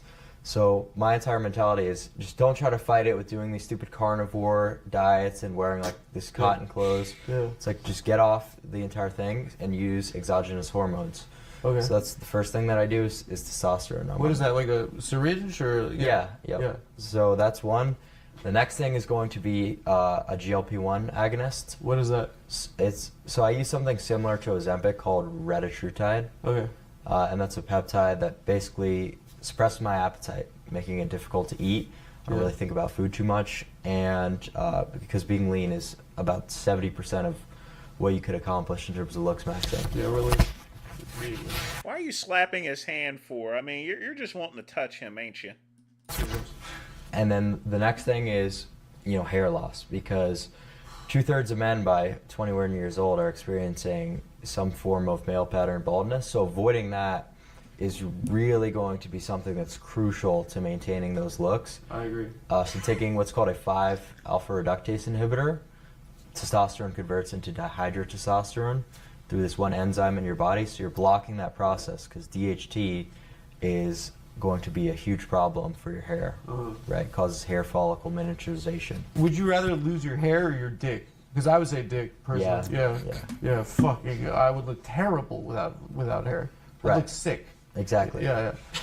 You can't pull it off there because you're not old enough. The great one can always pull off being bald. But if you go bald, you could go jacked. You could go Bruce Willis kind of. No, that just makes you look like one of those cringe red pill jesters. I feel like. I think those. Let's see what we got next. Streaming boundaries. Ooh, this one might be good. Stream, like taking a shit. You wouldn't stream. Yeah. Shower. Getting pussy. Fucking. Yeah, and Matt, this is pretty good with all the timestamps and stuff, so that way we can pick and choose. I've never heard of this guy. But again, like I said, there's thousands of different influencers and interviewers. He's in Wikipedia, so he must be pretty popular. Imagine if Clav went on Jesse. That would be a mismatch because Clav would have to talk about politics and stuff, and he's all about looks maxing. Well, I mean, have you streamed having sex? You can't do that, like actually put it on the camera, but I've done it like with the mic on. Really? Wait, you're rocking her work? What's it like for a girl having sex with you? Like, what kind of question is that? What is it like for a girl having sex with you? 1 minute, and then you have to go to a clinic a few days later. You hit it quick? Yeah, bro, I gotta get back to work. I'm a busy guy, yeah. You're such a legend, it's crazy. Dude, you're such a legend. Why are girls more flattered about premature ejaculation? If a girl prematurely ejaculated, I'd be like, I'm the best in sex.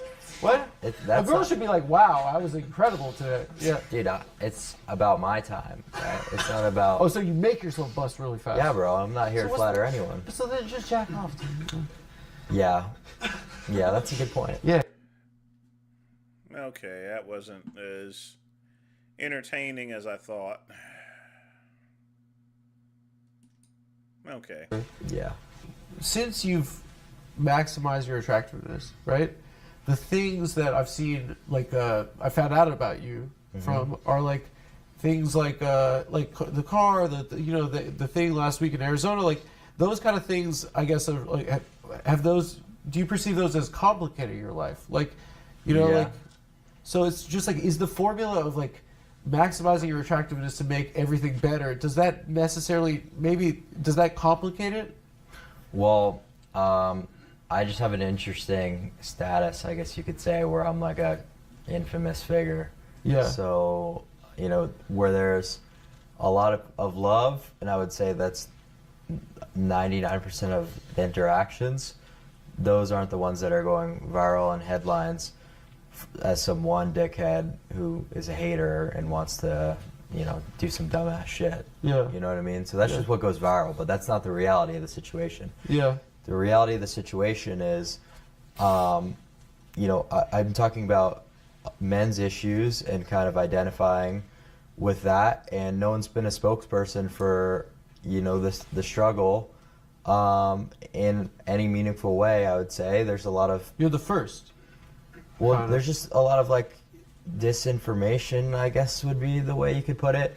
Or there's sort of like a key element that's always been missing from the manosphere and the red pill space, which was that looks are an extremely important thing and they shouldn't be ignored. So I think young men feel kind of understood by my message, by me. What resonates, you think, with young men? Well, because I understand it, right? It's not like I have my head super big because I'm famous. It's like I kind of blew up on social media not that long ago, so right. I was right there in the struggle. Yeah. I was still working a normal job less than a year ago. Wage cuck. Yeah, I was wage cucking. Yeah. What was your last job? Working at a restaurant. Yeah. If you're close with your sister, right? Mm-hmm. If I don't give a damn about your sister. Let's see what else we got here. Wow, you're actually a lot nicer. I think as a thesis, the concept that life is exponentially better for people that are good looking is the most obvious thing in the world, and you're just articulating that. Yeah. And I don't to me that just makes sense, right? Right. And that's been our what's benefited us in life. That's why everyone's it's fine. It's annoying sometimes, right? When just girls are like this every time I publicly masturbating. I'm sorry, but beyond that, what I'm saying is that I guess when I was younger, getting obsessed with something was something that losers did. Cool people and hot people could just be normal, right? And that's the fascinating thing about this is it was never a cool thing to be obsessed with anything, and I think that's what I'm trying to grapple with. You know what I mean? Yeah, I would not really say that looks maxing is cool. I would say that it's something only... But you're the coolest guy. You're the biggest streamer. Well, I mean, it's more just that there's a lot more sides of the internet now, and there's a lot... people are just looking for what's new, what's fresh. Yeah. Have you enjoyed this? Yeah, no. Dude, I think it's fascinating, and I really hope that I'm not condescending. No. I don't get any malicious vibe at all. I would say, dude, I'm not gonna lie, I already kind of forgot. It's fine, dude. Don't worry about it. So that happens to me too. Yeah. But it's thrilling to be around me and stuff, right? Yeah. I'm awesome, right? Absolutely. I feel the same way about you. I appreciate you having me on. Thank you. Yeah, I feel the same way about. I mean, also you're braided, right? Yeah. You could call me by my real name too. Okay. Yeah, Muhammad. Muhammad? Yeah. Oh, Yeah. My guy. That was awesome. I mean, this would be interesting to sit through for an hour and watch, but some of the questions, I guess it's a difference. I keep saying he's 18, he's actually 21. But there's some sort of questions that he shouldn't have asked, which, basically has to pertain to age relation, because this guy is almost 40 years old and he's 21. So obviously he's not gonna know certain things there. In other words, even if he was, like Transformers, that came out in 2008, he would have been literally 3 years old, in other words. Yeah, at least he's not regressing there, so. But Clavicular is going to be around for a very long time, and he has an extreme... I found out that he's quite wealthy, actually, from all of the looks maxing stuff. I mean, people pay him a S load of money there, you know. I get more growth in the crown and more thickening in the temples, but I take Minox.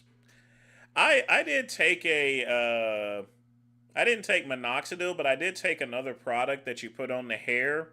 But I just stopped doing that. If I started taking minoxidil, my hair probably would grow back because my hair still grows on top, sort of, when I don't shave it, but it's like little strands, basically. If I use minoxidil, Chuck E. Cheese, it would grow a little bit too, so. But Matt, thanks again for the donation. Interesting interview. I'd have to watch the thing and all. Like I said, I've never heard of this Adam Friedland, but again, there are thousands of different social media people out there, and it looks like he has a huge following, you know.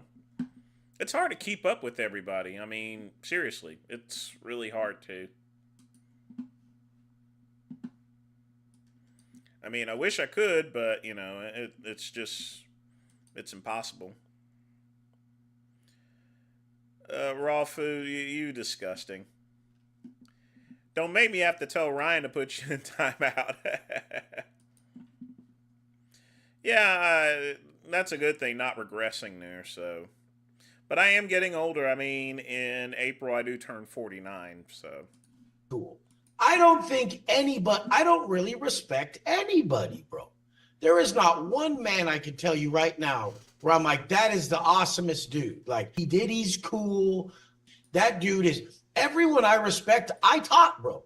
I taught everyone I respect. There is no man that I respect more than me, bro. They're not even on the same stratosphere as me. Like, I felt that way when I had no money, bro.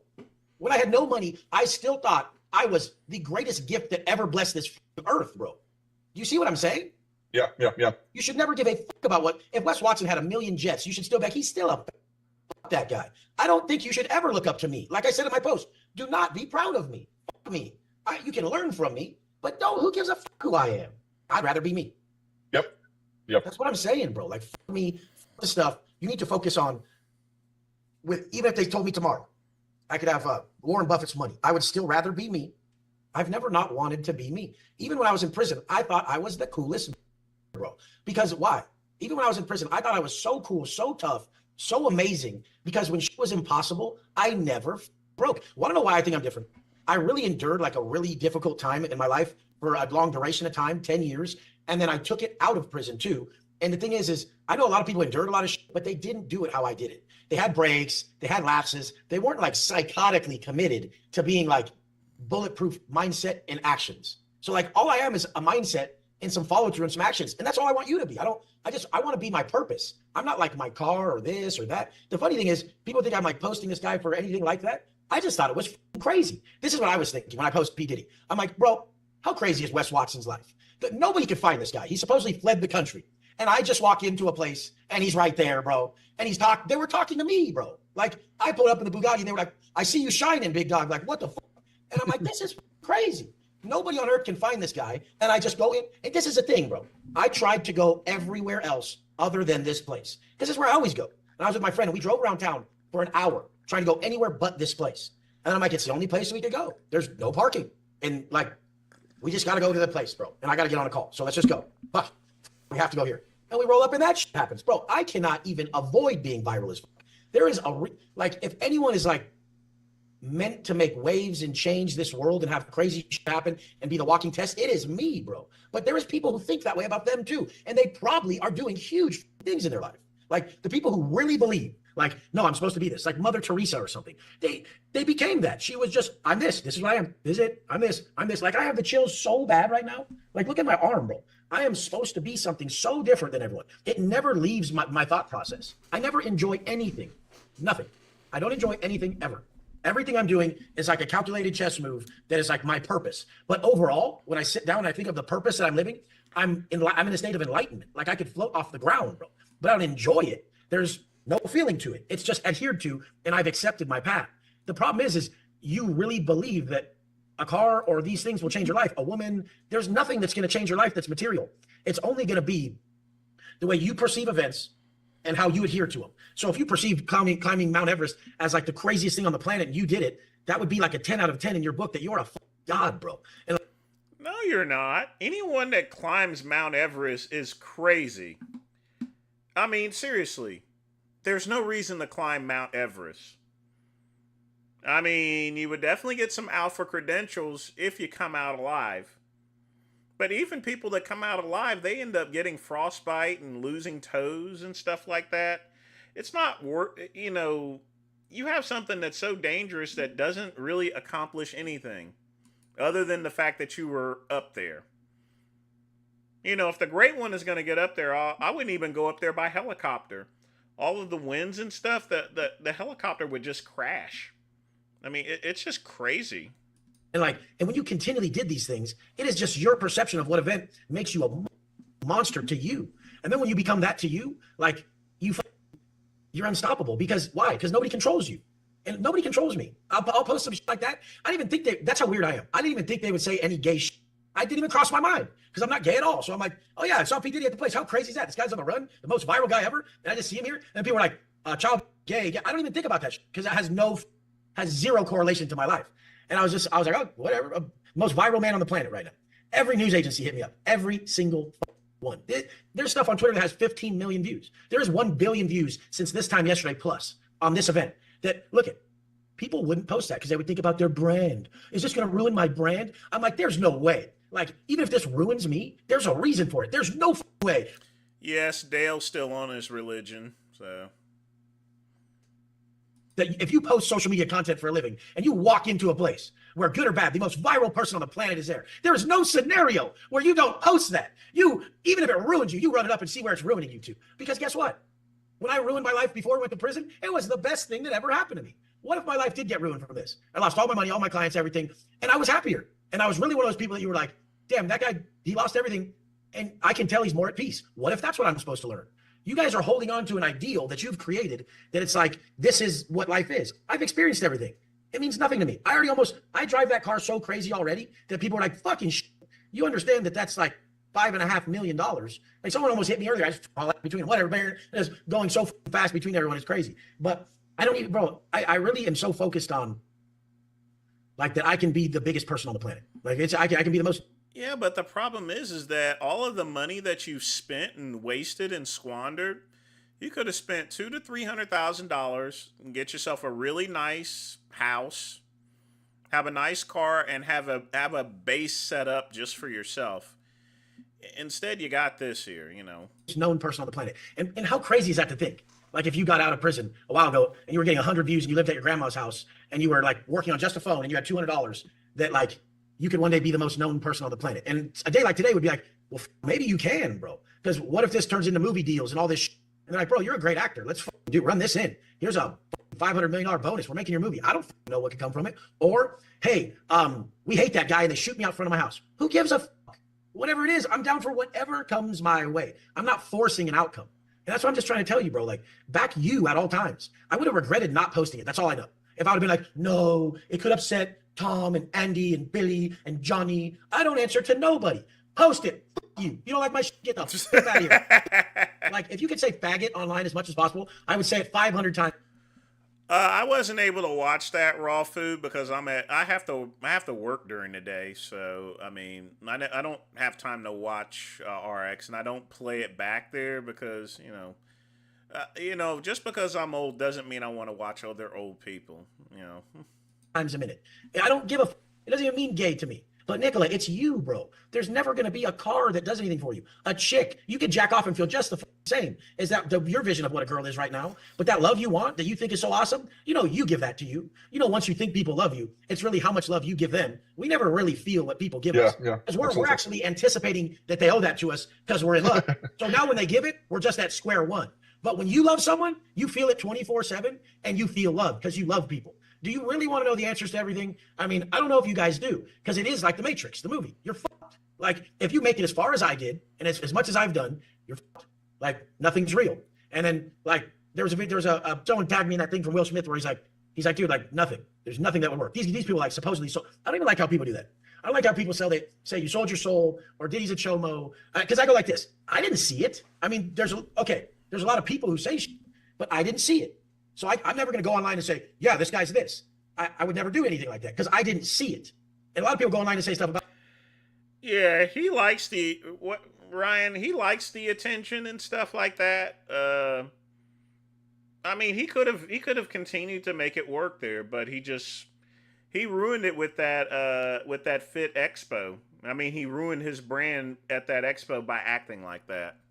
People actually truly saw what kind of douchebag he was. About me. And it's not even true. And I'm like, holy shit, this person is totally making it seem like it's true, and it is not. And then the news makes it seem like he's fleeing the country. He's at Pyramid on a bike, bro. If that doesn't fuck your brain up, then you don't know what would, bro. I'm like, dude, these guys come in, they're like, I thought you were a gangster. I'm like, well, you're the one taking the cops' word and the feds' word, you gangster. Like, so wait, the feds said something, and now you're believing the feds? Oh, okay, officer. Okay, officer, thanks. But I mean, the thing is, I'm not taking officer's word. I'm not taking Diddy's word. I'm not taking anybody's word. I'm just going off how I feel about people. And I like Donald Trump. I think he's I love Donald Trump. But they say some up shit about him. I don't give a fuck.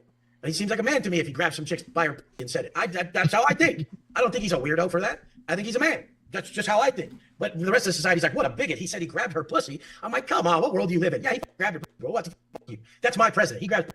He's not grabbing dick. How about that? I'm just saying, like, anyone can say anything they want, spin anything they want, how they want to do it. And I will just, if I didn't see it, I can't say anything about it, Got it. The most impressive part is the push-ups the day after, and you posting content on that night. That is the. Oh, I don't even. That didn't even register me. I just live that way. Yes. But, the most important part will always be actually what that man was doing and what I did. The whole world is talking about you, and you walked up, and I walked up, and I said, "Hey, dog, what's up? I've chartered your jet a few times. I was just showing people that I chartered your jet when I saw it online." And he's like, "Oh, did you like it?" I said, "Hell yeah, it was dope. You got a sick jet." I mean, the thing about it is he's talking about jets and Bugattis, but he has no formal use of it there. Meaning he has a private jet, but he's flying on the private jet because he is connecting a brand. He doesn't have any practical purpose. A real estate investor that is going to fly to check out properties to buy it, they would have a regular actual purpose in having going on a private jet. He just does it just to look good. And that's just a waste of money. Fly coach. G550.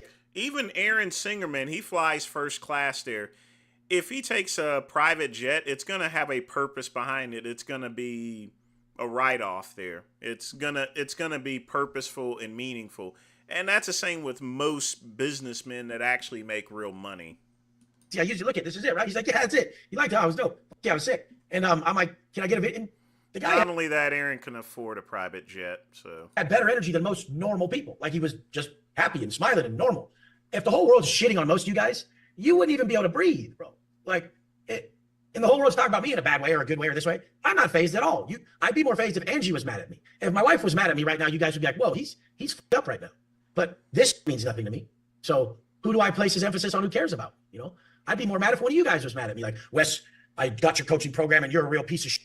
I thought I was going to make $9 million in the first 9 months, and I was going to retire my wife, and my daughter was going to go to Princeton, and I had this plan, and it's not real. I never guaranteed you a result, bro. I just showed you what people really happened to them. Like, that's what really happened to them. You could just, suck. That's what it could be. And maybe what you bought was some personal development, realizing that you do suck. And in all reality, that could have been the best thing you ever bought, is that you finally just realized by coming to the table to compete with other people that were doing a thing where everyone got the same chance, you realize you suck. You get that? And they're just like, damn it. Like when everyone comes to come here and diet and get ripped, and Daniel Hernandez right here fucks everybody off. He just comes through just, and he's got his back's up. Those came in with the hindrance, and he just got shocked. Like, I'd probably respect someone like Daniel or yourself when you really kill it. It would be all you guys more than any celebrity. I don't even follow any celebrities. I tried to follow him just so I could tag him, but it wouldn't let me. And it's just, I don't follow any celebrities. But Nicola, it's you, bro. It's you. It's not the stuff, bro. Like, you can have whatever stuff you want when you get stuff, but it won't matter. The people who say it doesn't matter to them, it'll matter way more to them. They'll be out front like 90 people taking pictures on my I have to pull the dad over back. Come here. This video react to. Matt with another $3 donation. Let's see what we got here.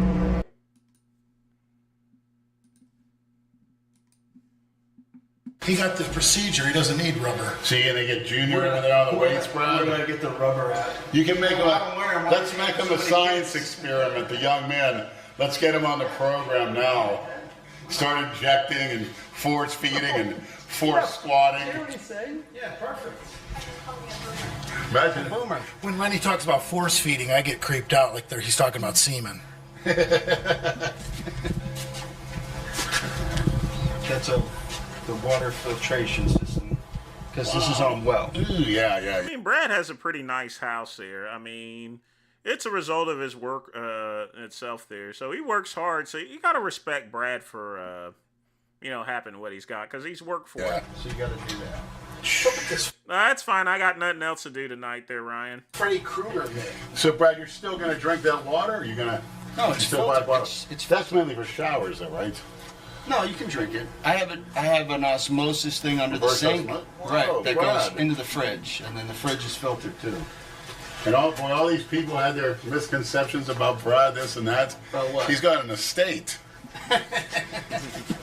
They were thinking. This is a little avocado tree that I have to plant. Those are bananas off the banana tree. What kind of a They're not- banana is that? It's like a goddamn Mexican You can't even plantain. fuck yourself with that. Sports monkey would eat that banana. Those are Dale Chance bananas. Small. Send him some for this. Okay, we're pointing Dale Chance bananas. The trees are over there, Leonard. Whoa, look at this place. You know what? How about this? You should get like a lion or something that you could have. You could put a cage back here. Oh, that would be fucking great. Fabulous. There's some kind of like large cat, like an attraction. If you were PJ, you'd have snake cages out here and reptiles. I'm shocked. Brad was hiding all this from us all these years. All these riches. He could build a CrossFit gym with all this lumber here. Yeah. But like a CrossFit for fat girls, where you go stay there and you have to camp in the yard and I'm exercise sure in he's the got heat. a lot of fat girls living on the street. And see the type of pigs driving around those pickup trucks. If we brought like a mobile home back here and set up like a sorority house of college-age females to do outdoor CrossFit here for their summer We're on vacation. You're not supposed to work. You weren't working, you fucking fat pussy. It was sightseeing, just like walking down That to the was fucking... uncool in 1967. Look at Gomer Pyle. They used that to mock the whole thing. Going to the Hoover Dam in the 60s. Look how cookie cutter this is, Lenny. Oh, let's build a shrine to our problems.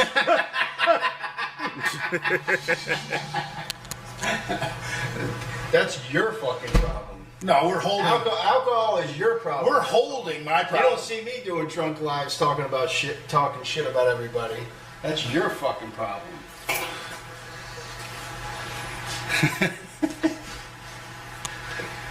I can't adult today. Oh, What does that mean? Dude, that's one of her fucking things. Don't ask me. Yeah, these women are. Oh, here, I got another shirt from either Jay or Leonard. 'Cause it's a 3X. It's purple, so this would be good for when you're training, huh? Who wants it? You like the indica, I know you do. I'm not sponsored by them. I won't wear that unless I'm being paid. You're not sponsored by Russell either. So this is a new floor. Yeah. Nice. It used to be Mexican tile. Well, you got something against Mexicans now? No, I just don't like Mexican tile. Why? Mexicans make great food, and I have a whole new respect for Mexicans. I mean, he has a nice home. I mean, some upgrades need to be made. A lot of this stuff here, the granite and the this here is from like the late 90s and stuff. Mexicans, especially the landscapers. Brad has turned into kind of an anti-Mexican lately after the blood tests revealed that the Taco Queen is actually more Swedish than Hamburg. Oh, I know what it is. Would you suck a Mexican off on your mail route, Brad? You wish. You would love to hear that kind of a story. No, man. Hey, listen. Let them all in. They can do all the fucking landscaping they want. That shit is a pain in the dick. Oh, I agree. was hoping to have you fucking assholes. I'm not that stupid. First, That's it's why they showed up landscaping, late. And then it's letter carrying. That's what it leads to. Which you Brad. haven't done lately. is At cheaper manscaping. stores, oh, we got to get this guy out of here. Look how much he's making. Let's bring in the Mex. Those words will come back to bite you in the ass. It starts with the landscaping. It starts with the cleaning toilets. This fucking imbecile. Went through your mind many times. That's just what I want you to watch, you fucker. That's just what the fuck. Another Freudian slip, That's right? just You what I just want. said it. This fucking animal. He's had his said dick right, in every yeah. crack whore in fucking Del Rey. He thinks I would want to share with him. I wouldn't mind seeing Lenny take a strap on from a real mean lesbian. Well, a real bull dyke. Yeah. A real butch. I think I'm in the backyard doing the tables right now. Was she Why don't carry you say that logs when she comes in here? I don't know. See the rest of this here. Brian, has anything to do with skull fucking? Has everything to do with skull fucking, Leonard. You know, when I wear my real Misfits, the band t-shirt on the road, I get a lot of comments from a lot of different kind of people. Yeah. Yeah. Well, it could be some old guy that's like now a nerd, or like some young millennial who's trying not to be a cookie cutter. I see all the millennials are wearing like old, and even the porch monkeys are wearing old Led Zeppelin shirts. You notice that? Yeah, because you know why? Because they sell them at fucking Walmart. Okay. All those old band shirts they sell at you already fucking stained Walmart now, this. and they're like $5 fucking. This is freshly stained? They probably don't even know what the fucking band is. They just Yeah, he wear went it. up to there with the stain. Dude, that is a fucking real telephone pole. And that's in the concrete? Yeah. Oh, God. This is great. You can put a meal here. You can sit down. Yeah, we'll eat out here. So I just go like this, lean on it.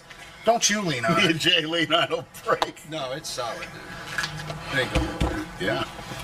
This is great. It's a dream come true up here, Brandon, even in weather. It's a little high for us to put Jodie Foster up on here and gangbang her. Jodie Foster. When's the last time she was even in a movie?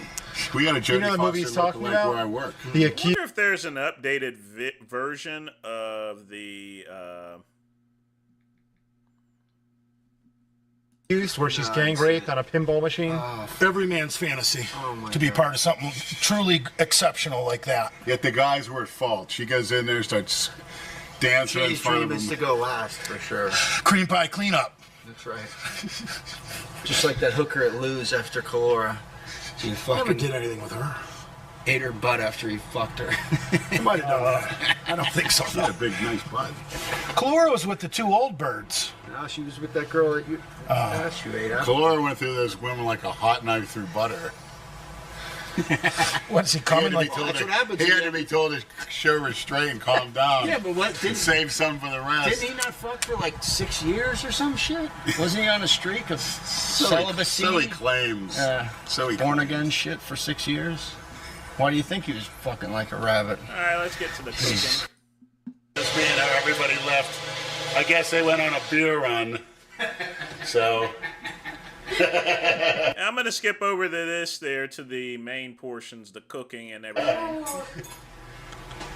She's a non-stop machine. She's painting and varnishing the tables. Now she's in here cooking. Yeah, we put unbelievable. Let me help me carry the table inside. Yeah. He earned his keep today. Yeah, he actually lifted a fucking finger. All right. Something was done. Yeah. That's great. So where's Ninja? Nate? Ninja is in a room locked up. Oh, I thought you were talking about Nate. Same thing. He looks like one with those slanty eyes. So Nate, I hear you're doing a neck training tutorial. That ought to be good. Anytime you want to go against me in necks, let me know, buddy. You better. Yeah, I've been killing him. My joints have been a floppy mess. He's been killing what? Not killing the weights, killing the food. There are a lot of floppy messes in the Genova-verse lately. My joints have been really, like, fucked up. How's that? I don't know. Just You don't know. tendon. I might have a little bit of tendon problem. A pending problem? What are you saying? Tendon. Tendon. Dale's gonna have a pending problem with this year's Ruby. You think he's gonna actually go to the Ruby? Are you? Of course. No shit. Jason, you don't have a tendon problem. You have a Burger King problem. I like junk. What kind of bird? I like junk food. All right. And women with junk in the trunk. Yep, both. Men. You ever been with a tranny? Of course he has. J-Star was the trainer. That's the only one. Was she tight? Not that I know, because I didn't see it. You felt it, though. Yeah, I did. Tight. 40 stuff. Got you, Dave. Tight, like a men's anus. Tight. Can we change the topic while we eat? I think she lives in Atlanta now. Did you butt fuck it? Tranny capital of the world. It is? Yep. I thought, well, Are you gonna move there now? Next to Brazil. I thought San Francisco's tranny. Oh, that's gay capital of the world. Yeah, that's leather daddy. Being with a tranny don't make you gay, bro. That's true. Yeah, okay. Coming from Leonard. Put it this way, in my 50 years, going on 50, there's only one time I looked down and a man was sucking my dick, okay? And that was I was fucked up, and I didn't know about it. Oh, that makes it cool then. But you didn't stop him. No, because his wife was rimming me for like another 45 minutes. I don't get it. And they were black. Hey, Matt. Now you see why I skipped to the good section, right? See, I've seen that we've played this before, but you know I wanted to get to the juicy stuff there. So His wife enjoyed watching him do that to me.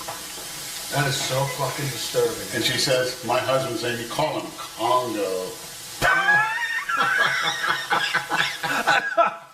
Congo? Matter of fact, somewhere on my phone, she put her number. It says Juicy in Congo. Oh my fucking god. He probably had some big Alabama black snake for a cock. That would make him a bull, Jay. Jesus Christ, man. See, maniacs, this is what makes you a non-cookie Stay cutter. in school, Don't be a cookie drugs. cutter fucking 7 days a week and Don't twice make on this your Sunday. I'm reality. not sucking black dick. You guys watching this film? I wonder if there's anyone else out there in the world who has the phone number saved of Juicy and Congo. I bet you're the only person on the planet Earth who has Juicy and Congo saved in their phone.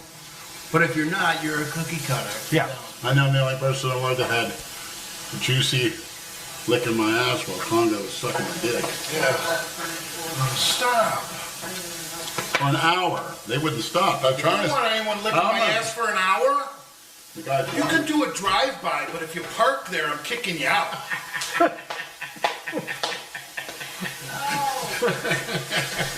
And then at the end, An hour of having someone eat your ass. I'm Congo- gonna get a little uncomfortable with that. Congo passed out on the GHB, so me and the wife went in another room and finished it off. Jesus Christ. Leonard. Congo needs to work on his stamina. No. Well, he passed out. Well, that's why Congo has to get another male involved because obviously I guess he so. can't fucking Yeah. satisfy Juicy. What's her name? Juicy? Yeah. At least my penis is bigger and his is smaller. Oh my. I bet you mine's smaller than both of yours. Did you just say he's gross for doing that? You do that fucking once a week, bike troll. Why don't, since me, Jason, and PJ did that, why don't we all do a circle Yeah, jerk but this was to a together? chick, right? DJ? I challenge you and Yes. PJ to sit around and jerk each other BJ out. was doing it to a chick. Jason does it while he's being catfished. Big difference. But Jason also doesn't show his face while he's doing it. At least I don't show my face. Oh yeah, because they. At least I don't think you have. They hear your voice on Yeah, they hear you squeal like a fucking donkey. At least PJ showed his identity, so he's fucked. He's got balls. Hey, you He's gotta not fucked. Who cares? He's got bigger problems. Regardless, that's shitty of somebody to just post it up. True. Shitty. That's fucked up. Well, it's just a vindictive. It depends how you feel What do they about say? certain things. It's Like, just- if you were to break up with Brad and somehow leaked videos of Brad I'm doing fucked. kinky I'm stuff, fucked. I'm fucked. I You would know- post them for you. I'm fucked. You know how many videos and pictures? Anything she's you got compromising What? of Brad, Oh yeah. Oh. and you want me to Did post you hear some that, of that? maniacs? There's pictures of Brad. Someone hacking to Valerie's phone. You want to explain what some of these pictures have entail, Brad? Oh, forget it. Everything. Leather. She'll make a ton of Dildos, fucking money. leather. Take one of those slideshows. All that leather shit that they've sent me, it's fucking great. And you've been Are modeling. you gonna wear that mask? You have that mask. Sure. I don't know if it'll fit on your fucking head. Well, I'll put around my little cock head if you have one of those types. A little cock I was cage. taking it it out. The little, like, the penis plug that went in the mouth. Fucking lost it. I found it in my sock drawer the other day, though. If you could just attach That shook him up right away. a black Barbie doll's head on top of that penis plug, then I'll be satisfied. That is, it's It dirty. ties. It laces. Look, she found it. I'm ready. He's already won. I gotta loosen this up. Yeah, loosen it up. Fucking lot. Let her to wear that to work. Black cock. Is there Brad's jizz all in that thing? No, her jizz is. It wouldn't be Brad, it'd be some big black bull. Ew. This was sent to me, you fuck. We're not going to those swinger clubs finding fucking bulls. You gotta go at least once. You can wear a towel, bring your own liquor, and you can laugh about it later. You guys gotta go once. Oh my fucking god! I'm gonna have to take the string out. You're like a towel's gonna save you. Like you're allowed your own towel. Saran wrap your whole fucking body. Like that makes it okay somehow. Lift your head back. He loves this shit. Where's the cock parts? I gotta find the He wants a cock in his mouth. And they got rice and sauce on it. Whoa, whoa, whoa, whoa. Yeah, I get claustrophobic. I can't do it. You fucking knock it. I'm serious. That just. I'm glad I had a panic. Oh my god, a black butt plug. What the? It literally covers the mouth. It goes on this strap. Oh. I had a panic attack. I can't do it. I had a panic attack. Goes. Jason, it's supposed to connect to the strap, and then it goes right there, so you can't. That's a fuck it mold over of your mouth. Jason's dick. Jesus Christ. Leave it right there when you fucking There die. it is. There's the mushroom. You could sell all that, its Jason, glory. and say it was yours. With the tam. It's got debris on it. 10, 10-10-2. Number 2. Here, Jay. Can we super glue it to your forehead? Go ahead, yeah. Let's call it the kid. Oh, forget it. What do you think about that, Dale? We're down there having fun. I bet you wish you were there. Fuck you now. It didn't go on my mouth. It doesn't count. No, just around the edge. Well, I like you pinpointed the real reason for the criticism of Dale Chances. He went into that show simply to try to make me look bad. Yeah, but you challenged him. Did he try to make me You look were bad? challenging him for years. I was in a hospital. I couldn't train. Which one? People that sit on their The Rain Man of coins. Okay, I think the other portion I was looking for, Matt, was I think it's on the Bard Estates Part 1, actually. It's not going to be on this one. So to cut down on time, fuck Wes Watson. You know, we all know how that one's going to end. So let's see what we got. And I'll be right back, folks. Got to take a piss.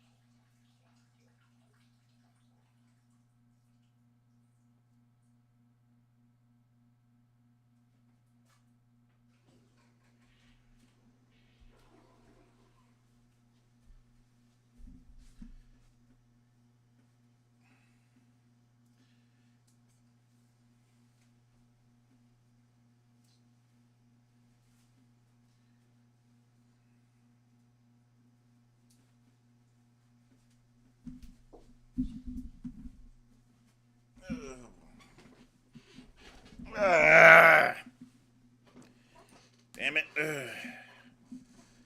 Alright. Let's see what we got next.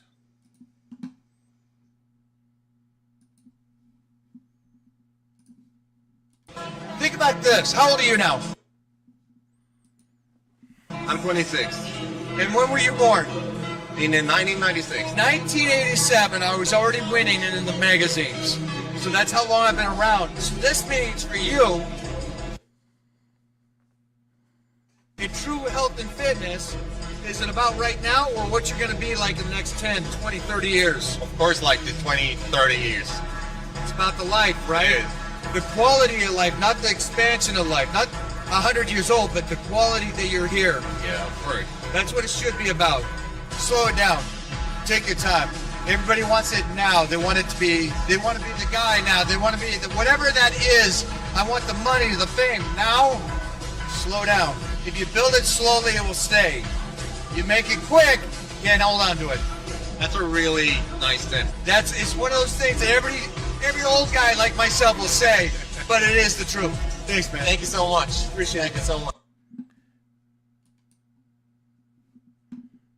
He's right about that. Remember, life is a marathon. It's not a sprint, But at the same time, you don't want to live to be 100 and not do anything here.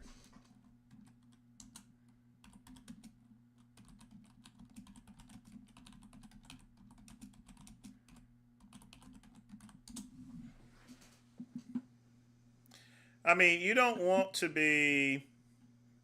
do this here. Let me show you.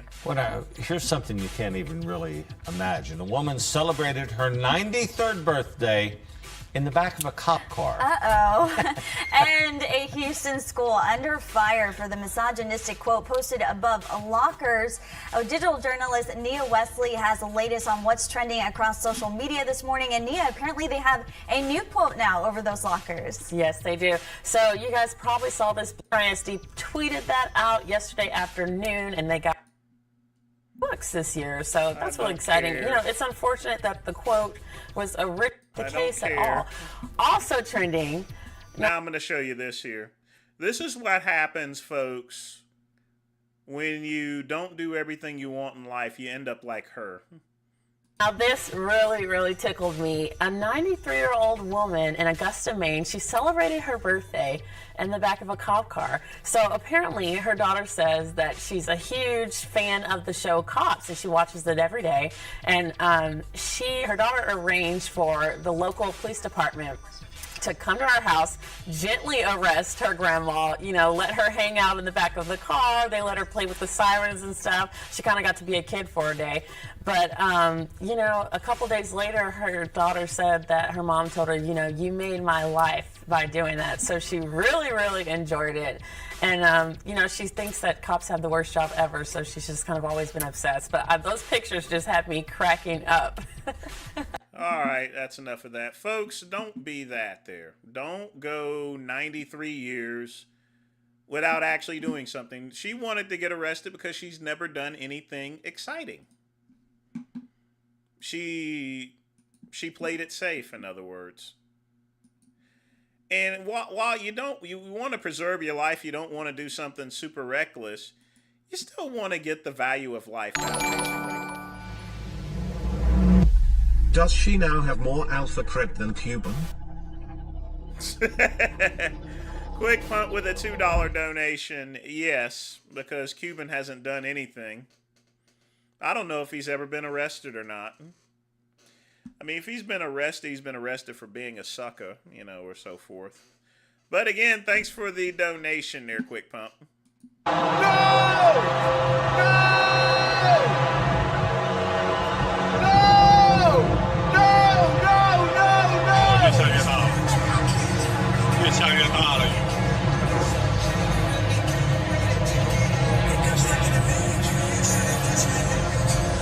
Now, just to let you guys know, there is an edited version of Heil Hitler, and I would suppose this is what's going to be playing.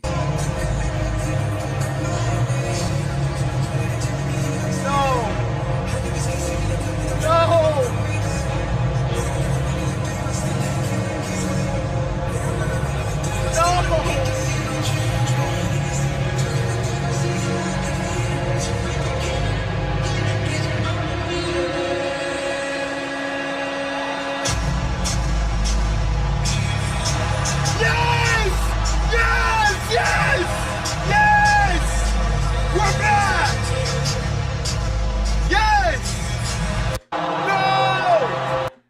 guess they played the actual version. I will tell you this right now. Probably for the next 50 years and beyond Anybody that, who can easily believe lies about you.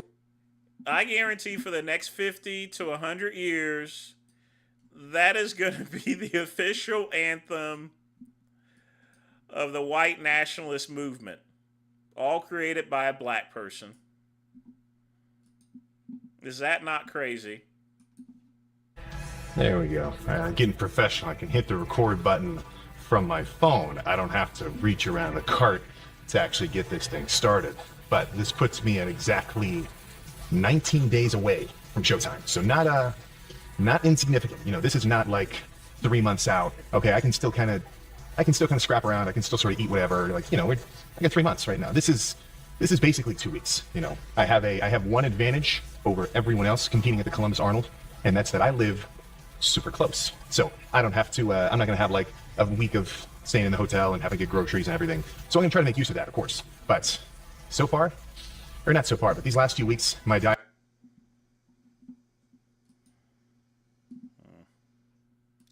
Hang tight, folks.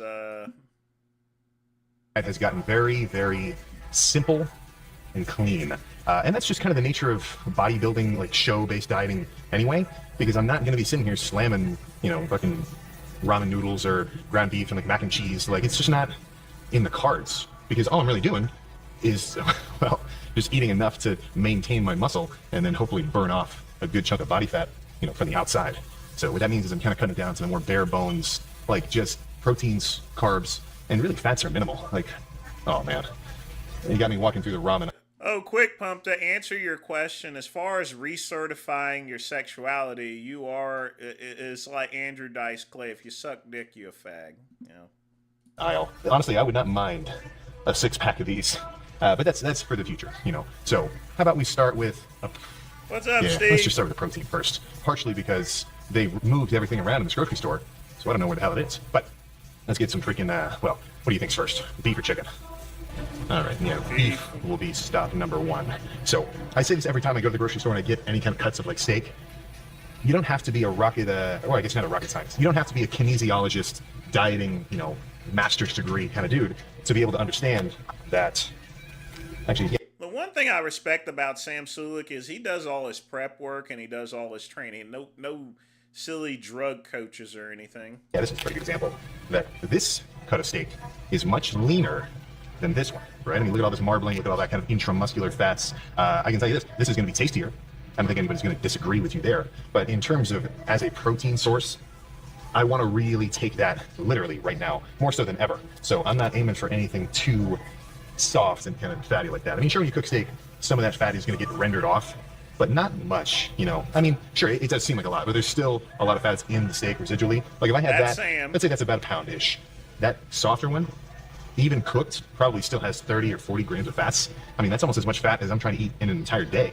So instead of that, I think I'm going to go right about here. These actually look pretty good. So normally I get just top round, but these actually these are a little more serving size-ish. So I'm going to grab 4 of these top sirloin. Actually, let's just do 6 and cook them all at once when I get home. 6 of these top sirloin fillets, or not fillets, but it says petite steak. So this will last me a pretty decent freaking chunk.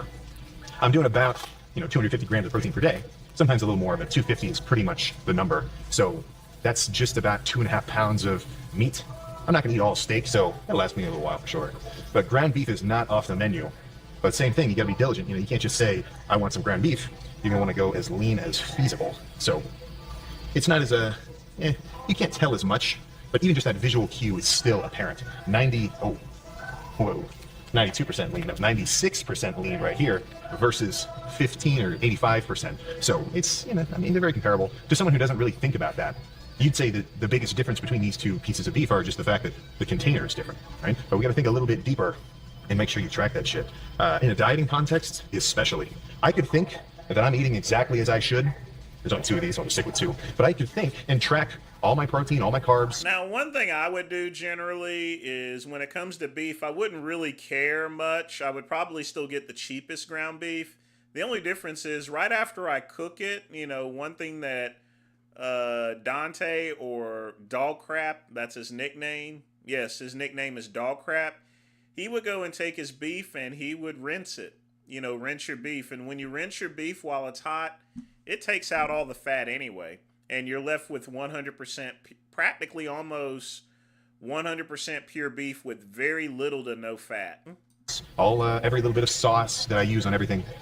But if I didn't track that intramuscular fat in like a ground beef or something, and let's say I was eating a ton of ground beef, well, I could do an entire day of eating and I could think, hey, 2,500 calories, awesome. When in reality, I may have eaten an extra 40 or 50 grams of fats that just kind of snuck in that I didn't even know about. And an extra 50 grams of fat, if you're in like, you know, a decently steady, small deficit, that'll put you over, you know, and then you're just going to be sitting here thinking you're dieting. You're not going to lose any body fat. And that's why people are going to say like, oh shit, you know, dieting just doesn't work for me. It's like, well, yeah, if you only diet 70% of the way there, it's not going to work. Like you really do have to be like a certified personal accountant of all. Well, Steve, he's on steroids, so he can absorb just a little bit more protein. When you're on steroids, your body has the ability to, you know, absorb more protein than normal. Of the macros that are going into your system. In an off season, not as important, you know, eat enough food that you know you're growing, but there's no getting around it when it comes to dieting. Like bulking up is like running an under the table business. You don't have to track everything perfectly and it's still going to work, sort of. But dieting down is more like when the IRS is going to come after you and there's no getting around it. You're getting audited. So I think that's enough red meat for now. Now let's get some protein that comes in a can. All right, I think this is where I'm headed. So my last dieting phase, or my last like bodybuilding prep, I was eating a lot of egg whites. This time, not so much. I feel like I'm a little more just steak, beefs, and canned chicken oriented. I've been throwing in some protein powder, but not a ton, because if food is scarce, I don't want to drink my calories. I want to eat them. I want to actually feel full. But the convenience factor of the canned chicken has been insane. And I don't understand the hate for it. Like, I get it. Yeah, it's got a good chunk of sodium. If you drink a ton of water, that's not a problem. High sodium is not an issue. It's high sodium with low fluid intake that could start to mess with you a little bit, or like give you headaches, or, you know, just kind of that like rough feeling. But I'm grabbing a few of these because I'm doing, actually, what is this one? 15? Yeah, because I'm eating 2 of these cans at once because it's 30 grams of protein each. And I just ran out of my big can, so I think, let's see, 1, 2, 3, 4, 5. Let's go for 6 right here. Yeah, this could, yeah, this will be a good little shot. Yeah, tuna was my go-to for protein because it's cheap, and what I would do is I would mix it with Engelhofer mustard, and it was perfect. You can get really lean with tuna. So there we go. Yeah, it has this look. I get 6 cans of chicken mixed with this. You know, not just eating this. Now, on the other hand, I don't eat chicken. I don't eat chicken in a can.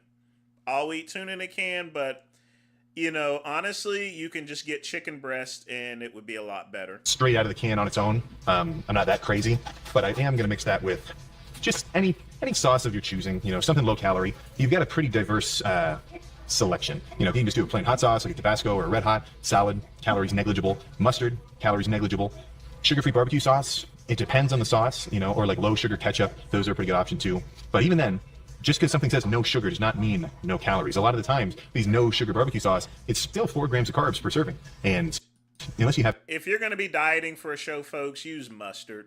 You can't go wrong with mustard.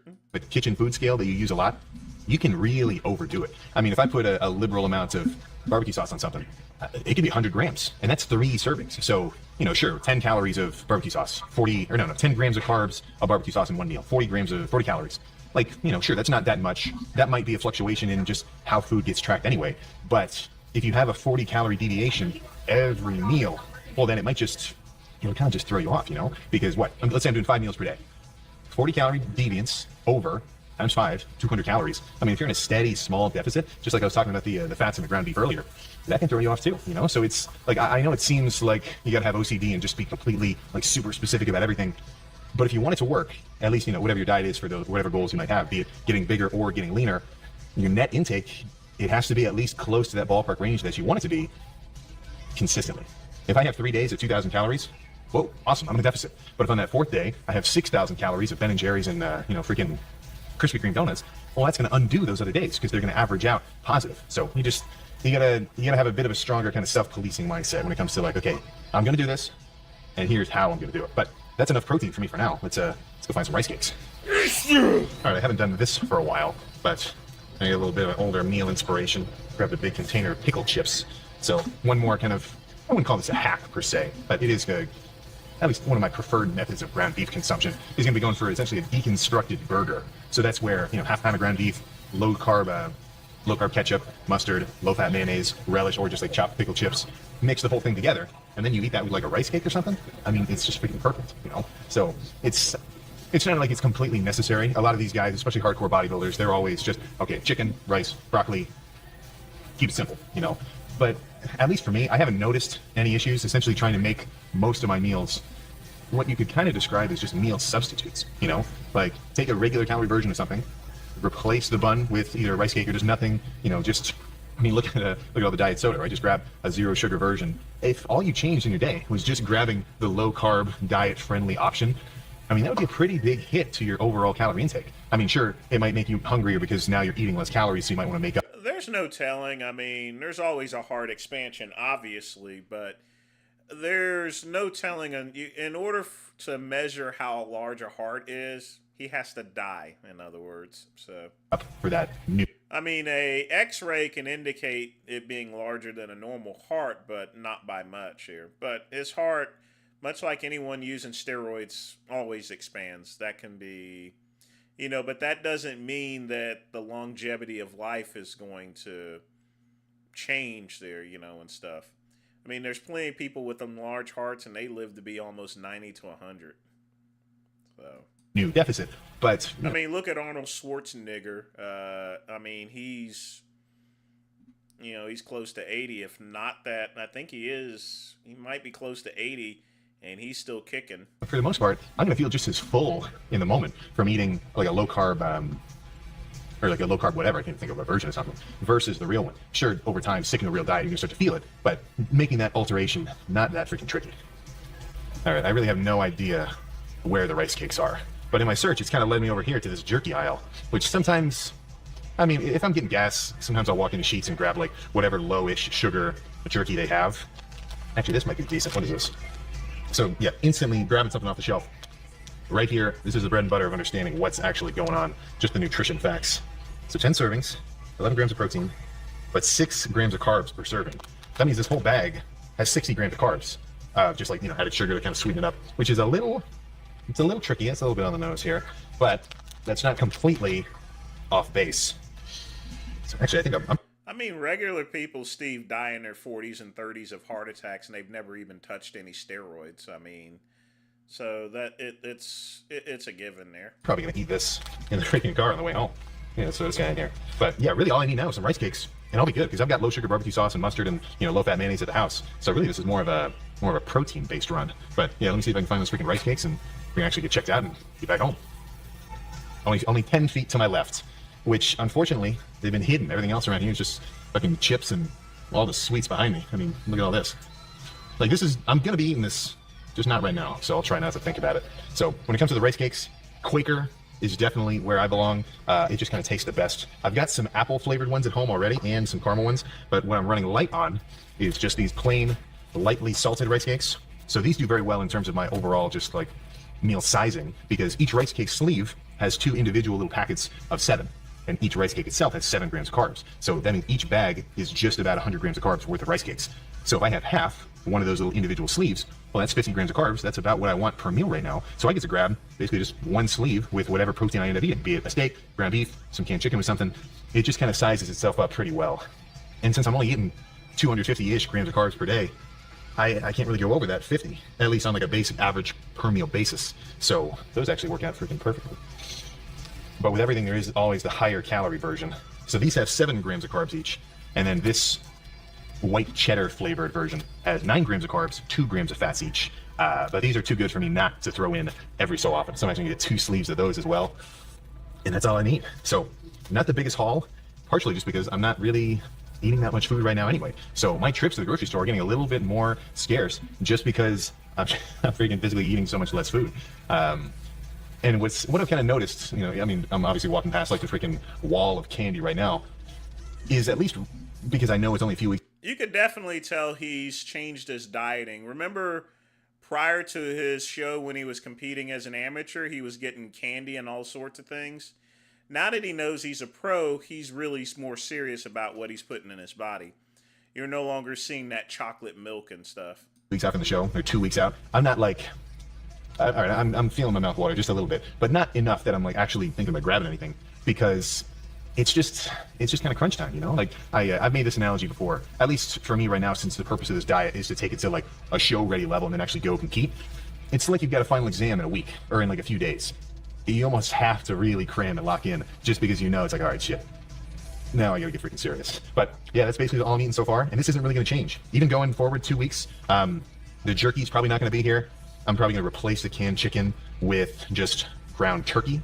So that's going to be, you know, much leaner than the ground beef, because the last week I really need to make sure there is no discrepancy in my fat intake or anything. I want to be very specific and know how many calories of everything I'm eating.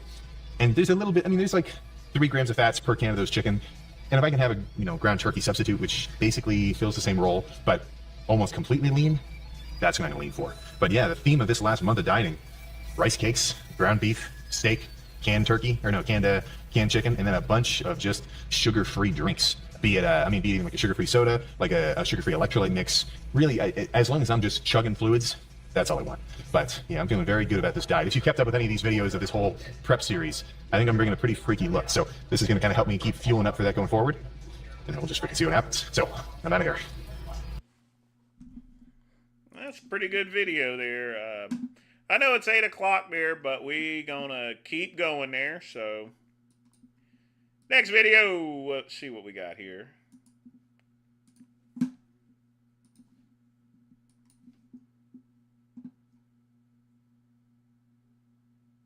Well, I guess we've officially entered late-stage bodybuilding. This sport, if you can even call it that anymore, is actually turning... Are you kidding me? That guy is 21 years old? into a death cult. Our latest subject, eager to sacrifice himself for whatever glory they perceive is to be found in this sick endeavor, is going viral by posing with his CPAP, a machine which this 21-year-old needs to be able to sleep because the drugs he abuses have already mutilated his body to the point where even breathing has turned into a struggle. And of course he brings the usual cope and excuses of, oh, my blood work is great and I don't even use that much gear. People misunderstand this guy because he's probably just as healthy as every other bodybuilder. I wouldn't say No, the hell he isn't. any more extreme than anyone A 21-year-old should not be using a CPAP machine. else. Would you agree? Or Well, we all know that Aaron Peace should be dieting, but, you know, it's one thing about knowing he wants to and the fact that he's going to. Yeah, my blood work's great. I don't blast it. He tries really hard to convince himself that there's nothing wrong with what he's doing, while also looking like a literal mutant at 21. But the worst part is that people are perfectly happy to not only watch, but cheer along as young guys so publicly speedrun an early grave. The glorification of steroid abuse to chase size at all costs has reached unprecedented proportions. It's crazy to think that bodybuilding started out as a health-oriented sport. The top-level competitors were truly some of the most exemplary people in the world when it came to longevity, with healthy organs, reasonable body fat levels, and clean lifestyles. Whereas today, top-level bodybuilders are literally all junkies competing in who can take the most drugs before they die. It's disgusting. Well, Man, that's a hard hit right there as far as the last statement, but 21 years old and taking that much drugs, crazy. Crazy. All the night is my world. City lights, painted girls. In the day, nothing much. Holy moly. Look at that dump truck right there. Wow. Man, that's a Tonka right there. God damn. Big giant caterpillar of an ass.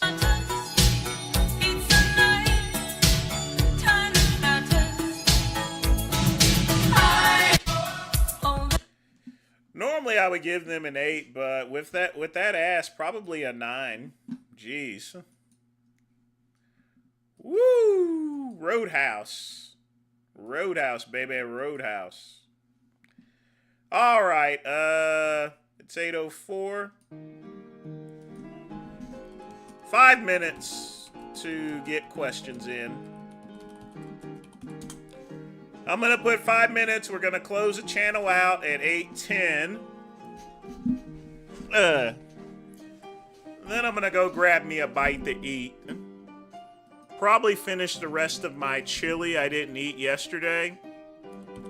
And add a couple of potatoes or so forth. I'm not for sure.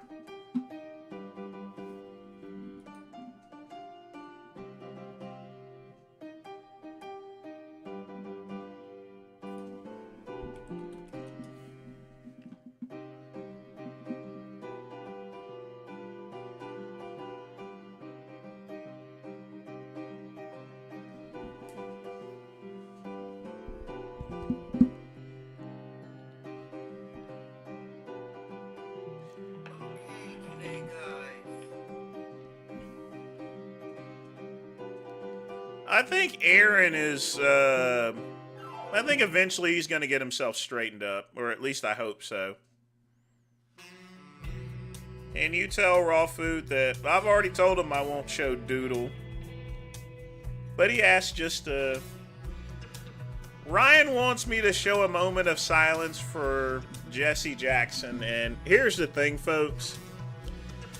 25 years ago, I actually met Jesse Jackson. And it wasn't a good meeting. See, at the time I was an officer at the Greenville County Detention Center, and Jesse Jackson did a publicity stunt saying he's going to visit some of the inmates. And all the inmates were up there saying, oh, I can't wait. I'm going to tell them everything that, you know, the great one did and stuff to them and what these officers are doing to them. And Jesse Jackson's going to make everything all right. Well, they were wrong! Wrong! So he basically came into intake, looked around, and left. All of about 5 minutes. And then I asked Jesse, I was like, hey, why didn't you go visit the inmates upstairs for? And he didn't say nothing, just walked off. His people went and got in the path there. And then I had to listen to it for 3 days until they finally believed me. I'm like, I'm sorry. The brother didn't want to come see you. You know, it was a publicity stunt. But yes, let's give a moment of silence to the late, great Robert Duvall. No moment of silence for Jesse Jackson. Moment of silence for Robert Duvall starting now.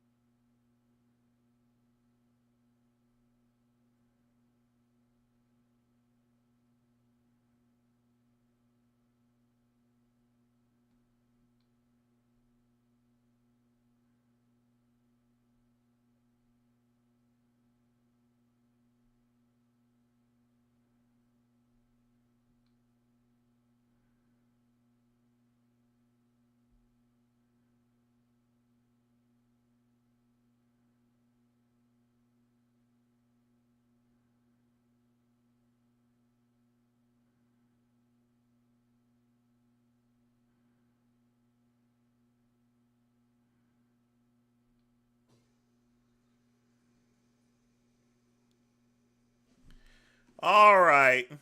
I remember Robert Duvall mostly in The Godfather. So, yeah. But no. Jesse Jackson caused me a lot of headaches for the next couple of days because of that little stunt he pulled, so.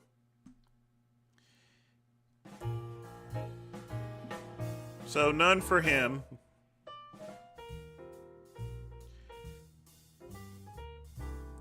I know, Quick Pump. That's why I remember him.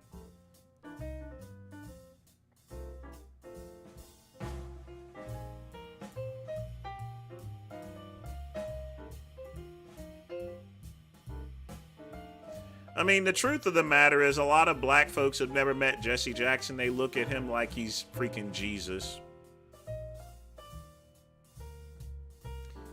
Yep, Ryan. I mean, I don't wish death upon anything. I wish all the best to his family. But like I said, I personally did not have a good experience with Jesse Jackson. I might do so for Al Sharpton. Might. Because I've never met him before. But not for someone if I've personally met someone and, you know, I had a bad experience with them, how can I, when you know a person's true character, how can the great one give a moment of silence for someone that you personally know what's their true colors? You get what I mean? You see, the thing about it is the real reverends, the real preachers, I know them because whenever I was working at the detention center, they would actually come up to the pods. You know, we had a separate classroom in those pods. They would come in there, inmates would come in, and they would basically teach class and stuff like that. And no one messed with the pastors or anything. Nobody. Oh, if anyone messed with them, they would get beaten. That's what real pastors and preachers do. They go up there and minister to those here. They minister to those. They actually go into the pods. Jesse Jackson didn't do none of that. None of it. He could have done it there. We would have protected him. No one was going to come after him. Nobody. And he had his own people. They could have came with him. But no, he just walks in the intake and then for 5 minutes and then walks out. That's not cool. But folks, it is 8:11 p.m. That is the end of the show. I want to thank Matt. And I want to thank Quick Pump for donating. I want to thank everybody for joining me. Y'all be sure to tune in Thursday for happy hour. And I'm out of here. Take care. As always, peace and soul.